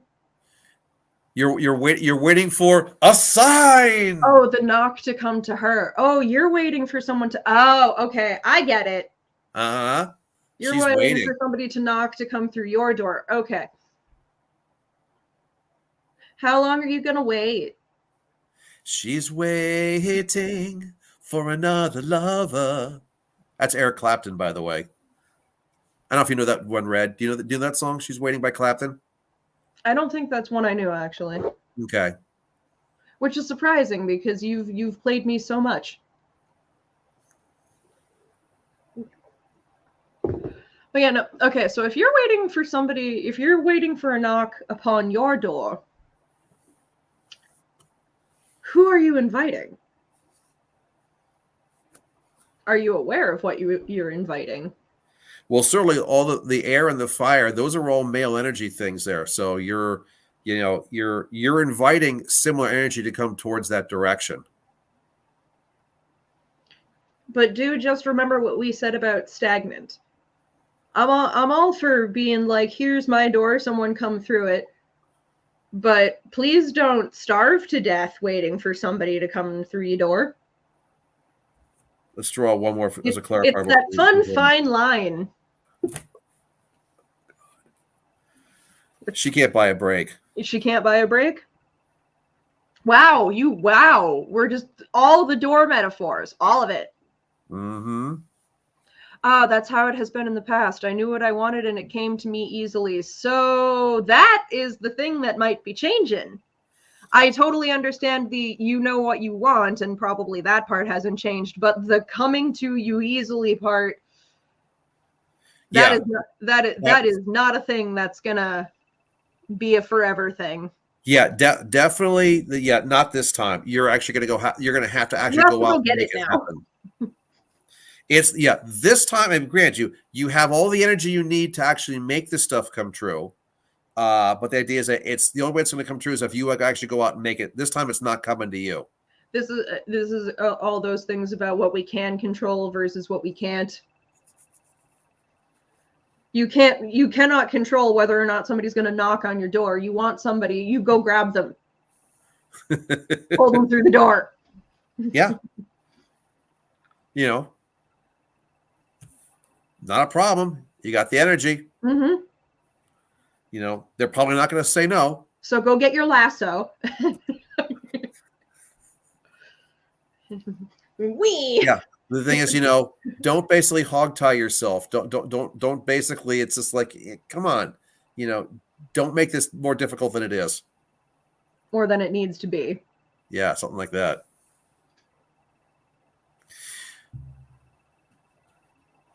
I mean, I wasn't going to say it is because you're getting old. It's just, but yeah, that's just one of those things where time bites us all in the ass eventually. Oh, I thought you were going to start doing the Rolling Stones there. Time Very close. is on my side. Yes, it is. But see, now I'm going to think about Denzel doing that and I know. all the people in that movie. Now I'm going to think of all the different actors singing that. That was a great movie. Denzel and John Goodman was and Yep. And who was the other major actor in that film? Donald Sutherland. Good old President Snow. Yes, long before President Snow. Anybody else very excited for the movie? I'm excited. Okay. So yes, Joanne, go out and make it friggin' happen. This time, it's not coming to you. Are you gonna jump up here, Kitty? Do you want to get on camera? She's just like purring and rubbing my legs here. All right, Jody, you are up next. Theon is just fully licking the blanket on the couch right now. Jody. What are you doing, you strange? All right, Jody, it is your turn. So give us the number, give us your question, give us your person, give us your deck. Did I miss anything? I think we got them all. No, I think that was. Are you coming up or what? Stop putting your paws on my leg. Jump up here or not. Silly kitty. No, Dad, I want you to pay attention to me on my terms. Yeah, that's what she does. Yeah, that's a chair. That's what they both do. Pandora, make up your mind. Now she wants to be on the couch. Okay, so number 8, General. All right, I'm sensing Dark Shadow deck. Okie dokie. I can do that. Yes.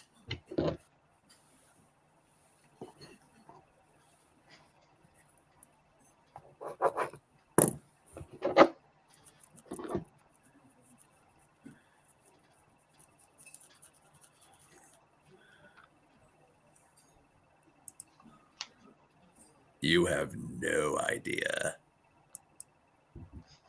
Oh yeah, so Jody, not only does he sing, but he also does impressions. Oh, don't get me started. Here, why don't you run through a few while I'm shuffling? Mom will love me for that. Oh, absolutely. Absolutely. My mother hates when I push the on button for the impressions. Well, the thing is that what was the most popular when I was in Salem were my Star Wars impressions. Well, obviously. Well, the thing is, I actually, even though I came down dressed more as Renaissance fair attire than anything else, I had also brought down with me my Sith robe, and so every now and then I kind of like throw it on there, and I turned into Palpatine. I started as a joke because I was actually doing a reading for someone who was really into Star Wars, and I threw a quote up there which was a Star Wars quote that Yoda had said, and so I kind of said it in a half-assed Yoda, and they said, "Well, that was kind of cool. Can you do anything else?" And I was immediately just morphed into Palpatine because I can do that, and she's like, "Can you finish the reading like that?" And I went, "I can feel your anger from the dark side of the tarot deck." And this kept going on from that. So my personal favorite of his is his Al Pacino. Oh yes, from the movie Devil's Advocate. Mm-hmm. Yes. No, he if none of you have seen it, Al Pacino does this whole speech about pressure and what pressure does to people. And I don't know why, but when I was in college studying for midterms and finals and things, I would call him being like, "I'm ready to quit college. Everything's a nightmare and I hate everything." And he would do that. And I would be like, "Oh, never mind. It's all better." Yep. I would say to her, I know you got talent, kid. It's the other thing I worry about. Pressure. Pressure changes everything. You squeeze people. Some focus. Others fold. Can you summon your talent at will? Can you deliver at a deadline? Can you sleep with that? And I'm like, "Dad, I am trying to deliver on a deadline." Ah! What were my words to you? Maybe it was your time to lose. You didn't think so. So I have it to cards. We have 9 of coins. God, coins, 9 of coins. That's come what, like 4 times tonight. Inverted world. Now there's a new one. And inverted 2 of cups. What's the writing on the bottom of that card there? The name of the toy company. They do that on some of the cards. I hate it. We have a kindred spirit, by the way. Yes. Vanity. Yes. Definitely my favorite sin. So, general. So here, I'm gonna tell Jody, put the world down. Put it down. Hi, hello, and welcome to therapy. Put it down. It's not yours. You're not Atlas. You're not. Zeus isn't forcing you to hold the world up all the time. So.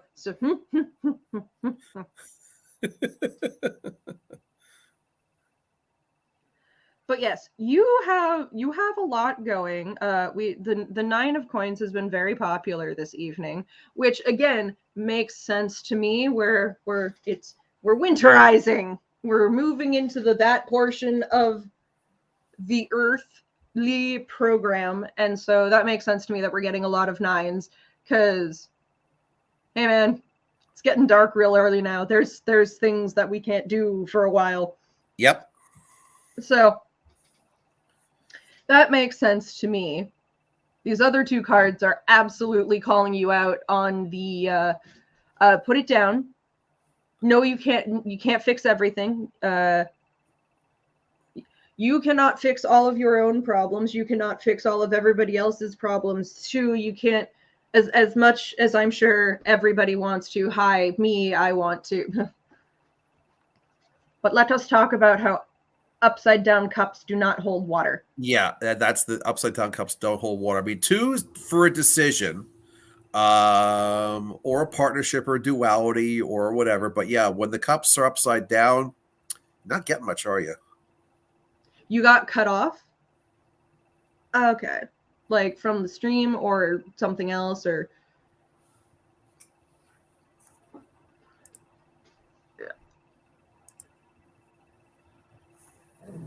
But yes, so we are moving into a not super happy emotional time. So essentially, okay, here, how much do you need me to repeat? I'll repeat it all. I don't care. But yeah, we start, so. Yeah, show the cards again. There's the first one, the upside down 9 of earth, which we've seen a lot tonight. No, this one is actually right side up. Oh, is it right? So okay. Yep. These are the two inverted. Inverted world. Yep. Inverted world. Put it down. Put it down. And the Inverted upside two down. of cups. So yes, as I was saying, you put the world down. Put it down. Put it down. Put the world down. Down. It's one of those things where, like, if you're anything like me, all you want to do is hold that world up. I want to make everything better for the people that I love. Also, it's a distraction tactic for me so that I don't have to deal with my own problems. Right. And I Can't basically deal with said my before, own problems if I'm dealing with theirs. yeah, but like I said before, you don't have to be Atlas.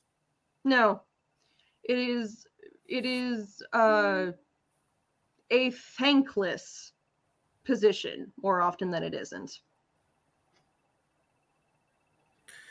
The Nine of Earth basically shows that you're going through all the motions. You're doing everything that you think you need to do. From And an outside, you have a lovely coat of earthly veneer, and if people don't want to look deeply to see through it, they won't. right. And on the surface, it looks great. Then we get on the inside. You know, you have such a rough exterior, but you're just so gooey on the inside. And on the inside, you're like, help. And Yep. that's where most of us are. So, like, nothing that we say is in judgment. We are absolutely not judging at all. Most of us are screaming for help internally. Yeah, we're just blunt, is what we are. But yes, we're not. There's no judgment here because hey, we have some of the same problems that you guys do. Shocking about that, huh? It's almost like humanity keeps cycling through problems over and over and over. Yeah, you think something like that? Why we don't have to invent new problems when we just keep cycling through. So the idea is that yeah, put the world down. You don't have to basically hold it up for everybody else. You know, part of the world is actually meant for you to enjoy too. And sometimes the work you have to do is about yourself. I know it's hard. It is hard. But the Two of Cups, the thing is, those cups are going to remain empty until you turn them around again. Mm-hmm. And there is a pair there. The thing is, the Two of Cups don't have to be both cups meant for you. One of them could be for somebody else. True, but also definitely do not wait for somebody else to pull you out of this slump. No. You would basically want to offer that cup to somebody else when you're ready. Mm-hmm. That way it can be filled. You can basically fill it full of whatever your favorite beverage is or their favorite beverage. But yeah, it's one of those things where I'm not going, oh no, you're doing so horrible and awful and bad and terrible. You are very much in where a lot of humanity is.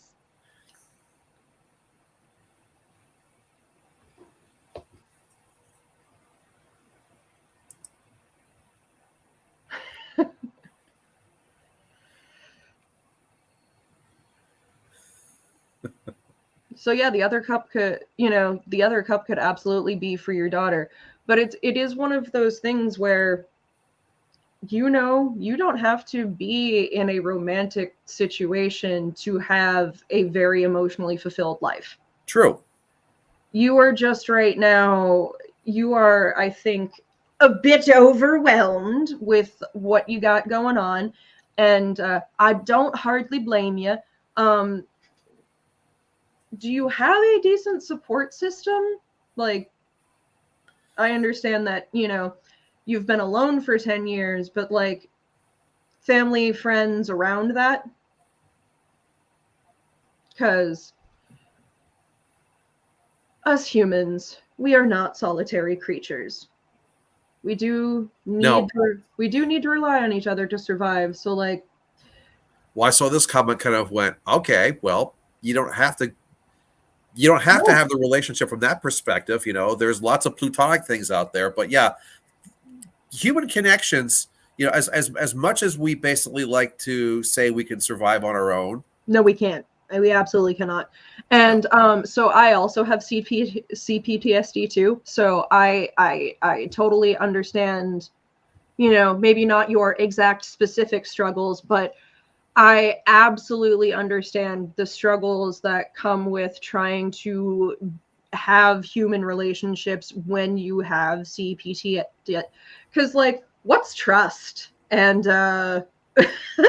ooh, but that for me is one of the big things that I am working on right now. Like in therapy, I am working very much on learning how to trust platonic love and affection.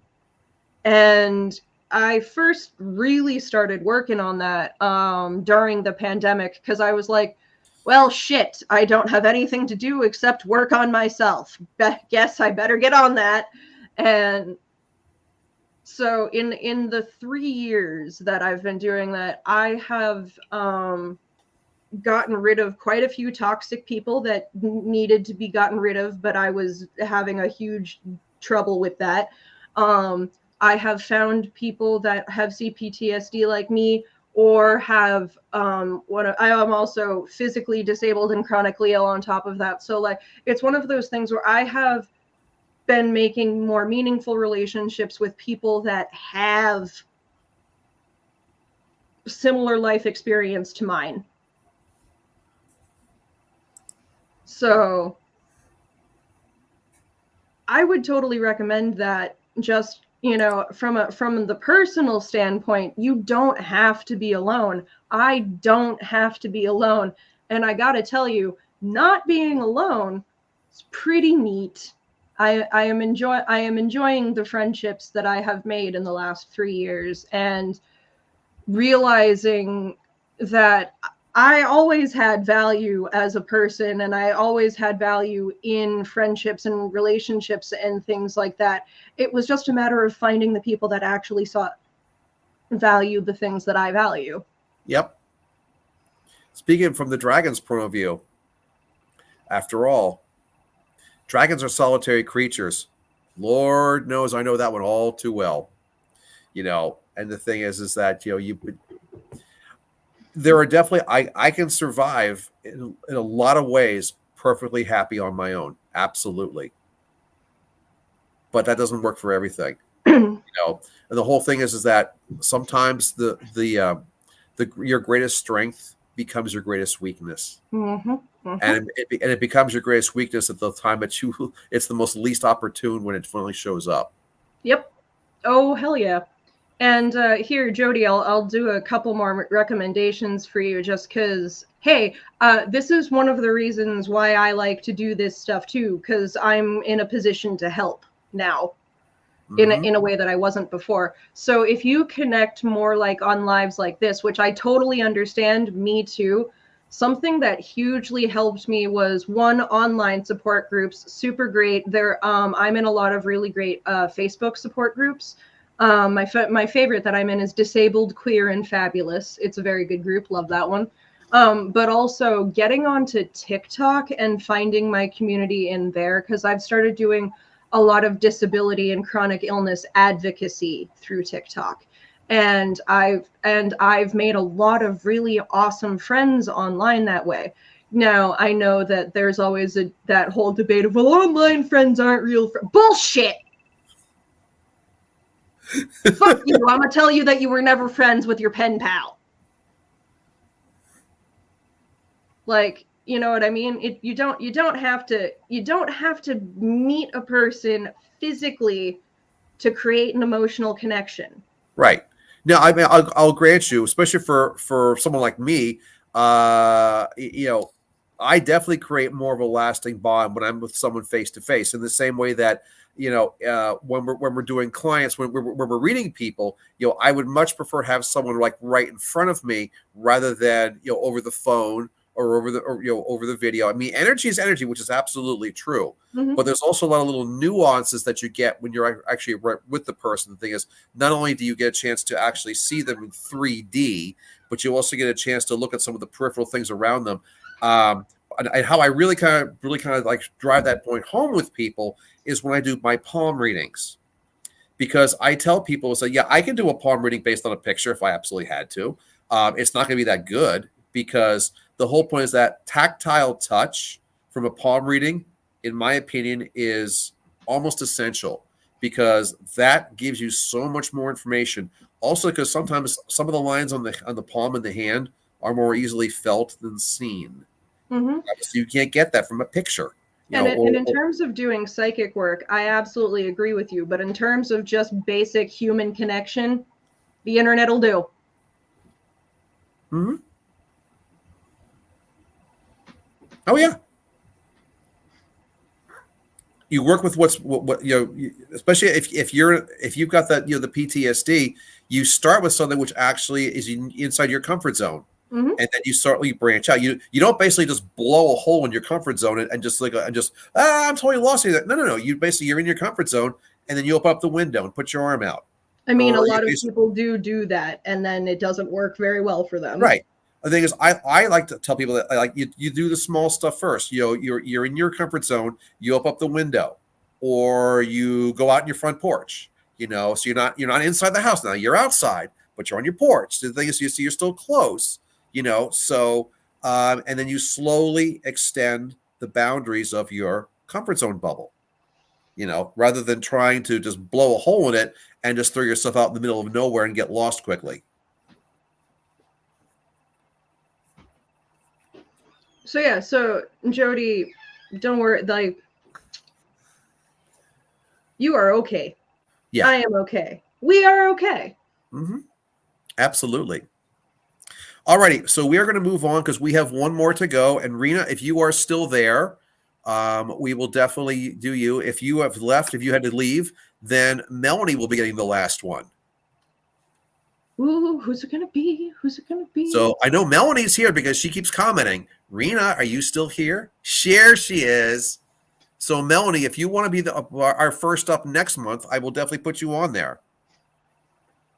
And for that matter, the various others who are on the list who did not get read tonight: Ali Diva, and Julie Anderson, Tabitha Hill, Melanie, Marianne Vancouver, and Kitten Smitten. If any of you are still around and would like to be put on for December, we can definitely do that. Absolutely. So, Rena, who would you like to have read you this evening? Oh, Jody, you want to have one next month too? I will make up the little list for December right now. So Jody and Melanie and Julie have all said yes. Melanie, who else? Oh, Julie. Okay. Yep. Put that down here. Melanie McGonigal and Julie Anderson. And we have Annie Kudamash from before. Beautiful. Okay. So I got you all down. So Rena, you are the last one. Oh, and Marianne Vancouver. Oh, Marianne. That's right. Get you on the list too. So yes, Rena, give us number between 1 and 78, a question if you have one, which deck you would like, and which reader. Who's your reader of choice to be the point person? And one sec. Hey, Ash, we are almost done, so if you want to just chill out here, it's all good. I'm gonna go do the teeth brushing right now. Okay. Oh wait. That's right, I'm gonna shower tonight. I just remembered that. And Matt's not home, so it would be a good time. Yeah. Yes, we managed to do a whole thing without sound guy, and none of his smart ass comments. That was sad. Was it? We've managed to do a whole live stream without sound guy and his smart ass comments. So Rena also had picked the master number 33, so she's also the master teacher. You know what they say about 33s? It's 11 plus 22. The other master. They feel very deeply. Well, actually, the thing about 33s is that they've a tendency, they have all the responsibilities and they want to be actually missing the mark because there's just too much to do. We're going to use my dragons for this one.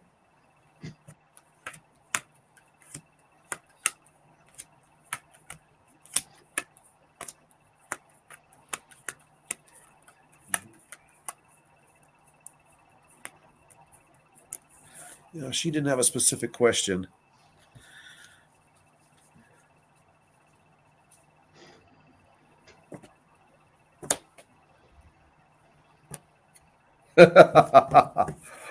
Oh, brother. Oh, yes. Okay. You know that when he starts chuckling, it's going to be a good one. Well, okay. Well, we have one repeat card, but two not. Not actually. No, I'm sorry. Two repeat cards. It's like because we had this in your Dark Shadows deck. Now Okay. here we have the upside down Two of Cups from the dragon's point of view. Ah, Or right side up looks like this. goodness gracious, y'all. Upside down cups still don't hold water. Damn it. Then we have another repeat. It's my card. Queen of Wands, Fire card, or the Leo card. And then we have a card that has not shown up yet. Upside down, number 19, the Sun, which looks like this right side up.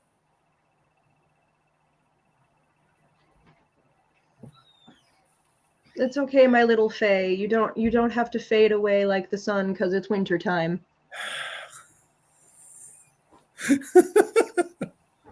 Oh, she is so much more powerful than just that. Indeed. Yes. But, Rena, in all honesty, will you just please make a fucking decision?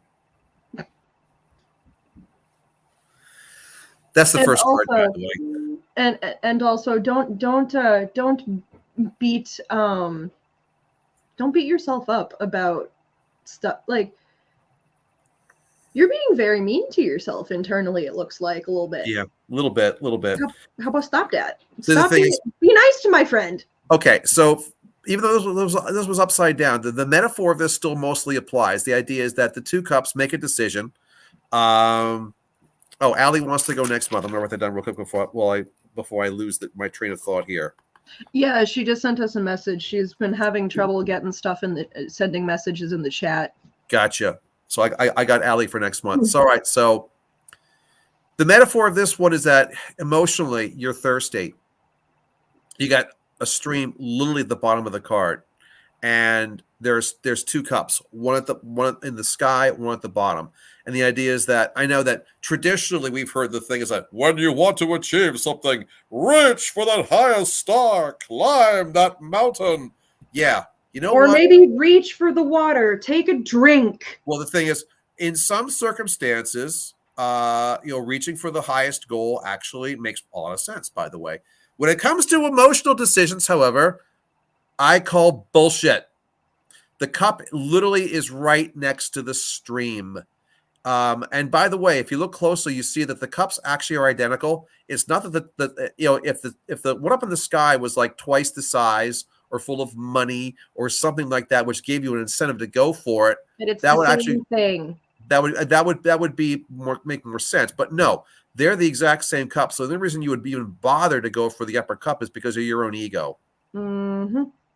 So the thing is that upside down, because it's essentially you overcomplicate stuff emotionally in a big way. Which, I mean, to be fair, we're all performers here. We all have pretty big egos. Yeah, yes, we do. So the thing is, Red and I are not. This is not. We are not innocent of this either. No, not at all. But we're talking about you right now, not us. Do as I say, not as I do. I was gonna say, when I draw the upside down Two of Cups, you can basically berate me about it, okay? Because after all, you're gonna read me sometime too. But yeah, the thing is, this for you essentially is, obviously, don't quote beat yourself up, but make the decision.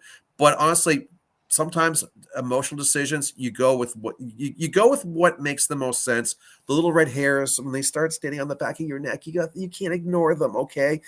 Sometimes simplest decisions actually make the most sense. Performer, and I'm a literal fairy. Of course I overcomplicate my emotions. Yeah, no, we're not sitting here being shocked. Exactly. Well, look at it this way. I'm a performer and a literal dragon. So it's like, there's a lot of similarity between you and me from that perspective. And I may not be a fairy specifically, but I am a performer fae. Yeah. Uh-huh. You and I, like, you are definitely, I am the darker fae to your lighter fairy. So your second card being the Leo card, the fire energy card, this is the one which actually makes sense in that it just shows your overall strength. And the fact is that for a fire sign, you're in the middle. You're not the over ridiculous Aries, nor are you the coals at the bottom of the whole mess, Sagittarius. You're kind of in the middle. So the thing is, well, especially as a performer, you know when to turn it on, and you also know when to kind of like let it go a little bit too. And that is one of the things, speaking as a Leo, that is one of the things that our sign is really good at. Yep. Aries have no idea about how obnoxious they are. They can't turn it on and off. We're fully aware. It's a finely tuned weapon at this point for us. like I am fully aware of when I am being really obnoxious, and I also am aware of when I need to turn that dial way down. Well, I wouldn't quite say all the time. You have to be like sometimes we have to tell you when you need to turn it down a little bit. Sometimes, but not really. Just because you want me to turn it down doesn't mean I'm not aware, and I might be at that for a specific reason. No, very well put. Just because you don't know why I'm doing what I'm doing doesn't mean I don't have a reason. Well, you may have a reason. It may not be a very good one, at least from my point of view. But yeah, you are resilient. You have a lot of internal strength. This, this is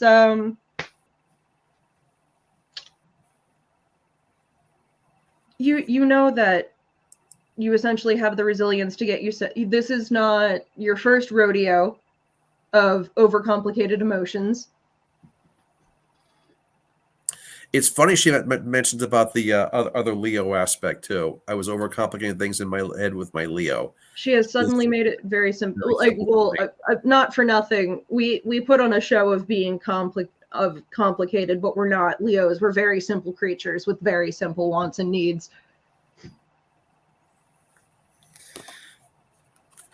So how is that simplicity thing from not being overcomplicated anymore? How's it working out for you?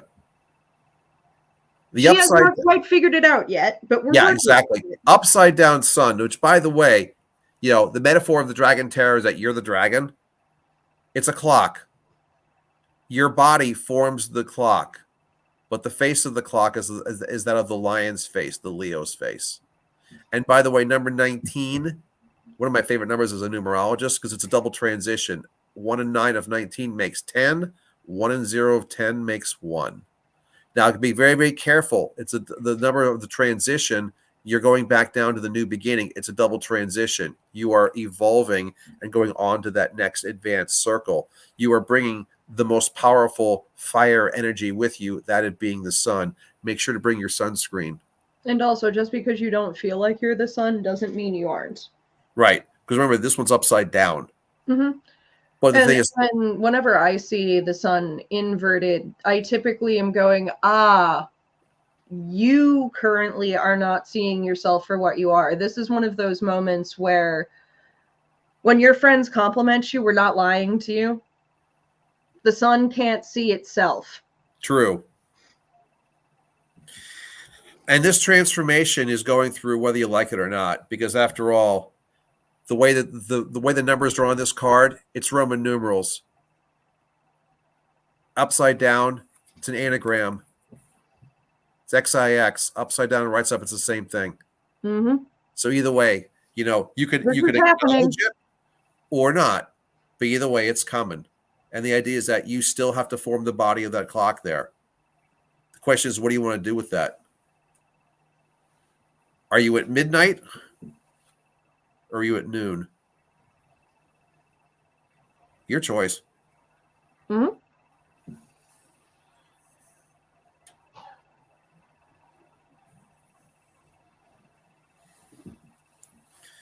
And that is what we've got. Any questions there? I'll throw a little clarifier if you're curious. And let me also just answer Allie's question really quickly here. So yeah, Allie, it is too late for you today, but we have you on the list for next month. We only do 10 readings per live stream just because we are trying to definitely not be here all night. Yes. Like our first live stream, we were on for 4 hours? Yeah, it was almost 4.5. something like that. So, the quick clarifier for Rena. Ready for this, kid? What do we got? Yeah, The that high, doesn't surprise me at all. the High Priestess, number 2.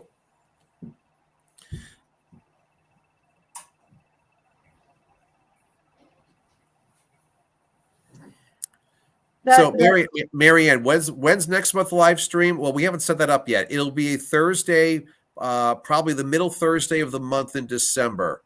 But we'll definitely have that bookended a little. Actually, we'll probably post it after Thanksgiving. But we will definitely let you know. Oh yeah, Rena. Yeah. Be fully ready to take it on. Do it. I was going to say, because it's going to be a bit of work. I mean, that's the whole thing, is that it's. Yeah, no, like I am honestly not surprised that the High Priestess came up, because again, as I this whole we're moving into winter thing, it means a lot for everyone that has gotten a reading tonight. It's not going to mean necessarily the same exact thing, but we're moving into the season of now we focus inward, because externally on the earth, there's not a lot to focus externally right now.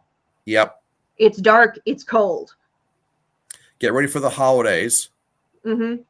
So which can also be a very emotionally volatile time for people as well. So we're moving into that part of the year. So it doesn't surprise me at all when people are like, oh God, now I have to like work on my, yes, that's what this time of year is for. Time to work on you. Yep. So there's our little commercial for ourselves. There's our website. And if you feel like giving a little bit of a donation to us for your free reading tonight, totally optional, by the way. There's our quick little doodad there for dropping us a penny or a hay penny. They don't even use hay pennies anymore. I'm well over that. How about a 6-pence? Half a 6-pence. You know, someone gave me, when I was in Salem, someone gave me a tip in euros. Yeah, you told me that, and I still think that's half a 6-pence. Anyway, so thank you guys for being with us again tonight. Because after all, if it wasn't for you guys, we wouldn't still be doing this. So we will definitely be back. Maybe we'll be wearing more attire, better attire for the December holidays. Excuse me, I look great. Well, don't you always look great? Yes. Let's bring Sound Guy back, and he can. No, let's not. We'll say that for April. It's not April yet. Yeah, I know.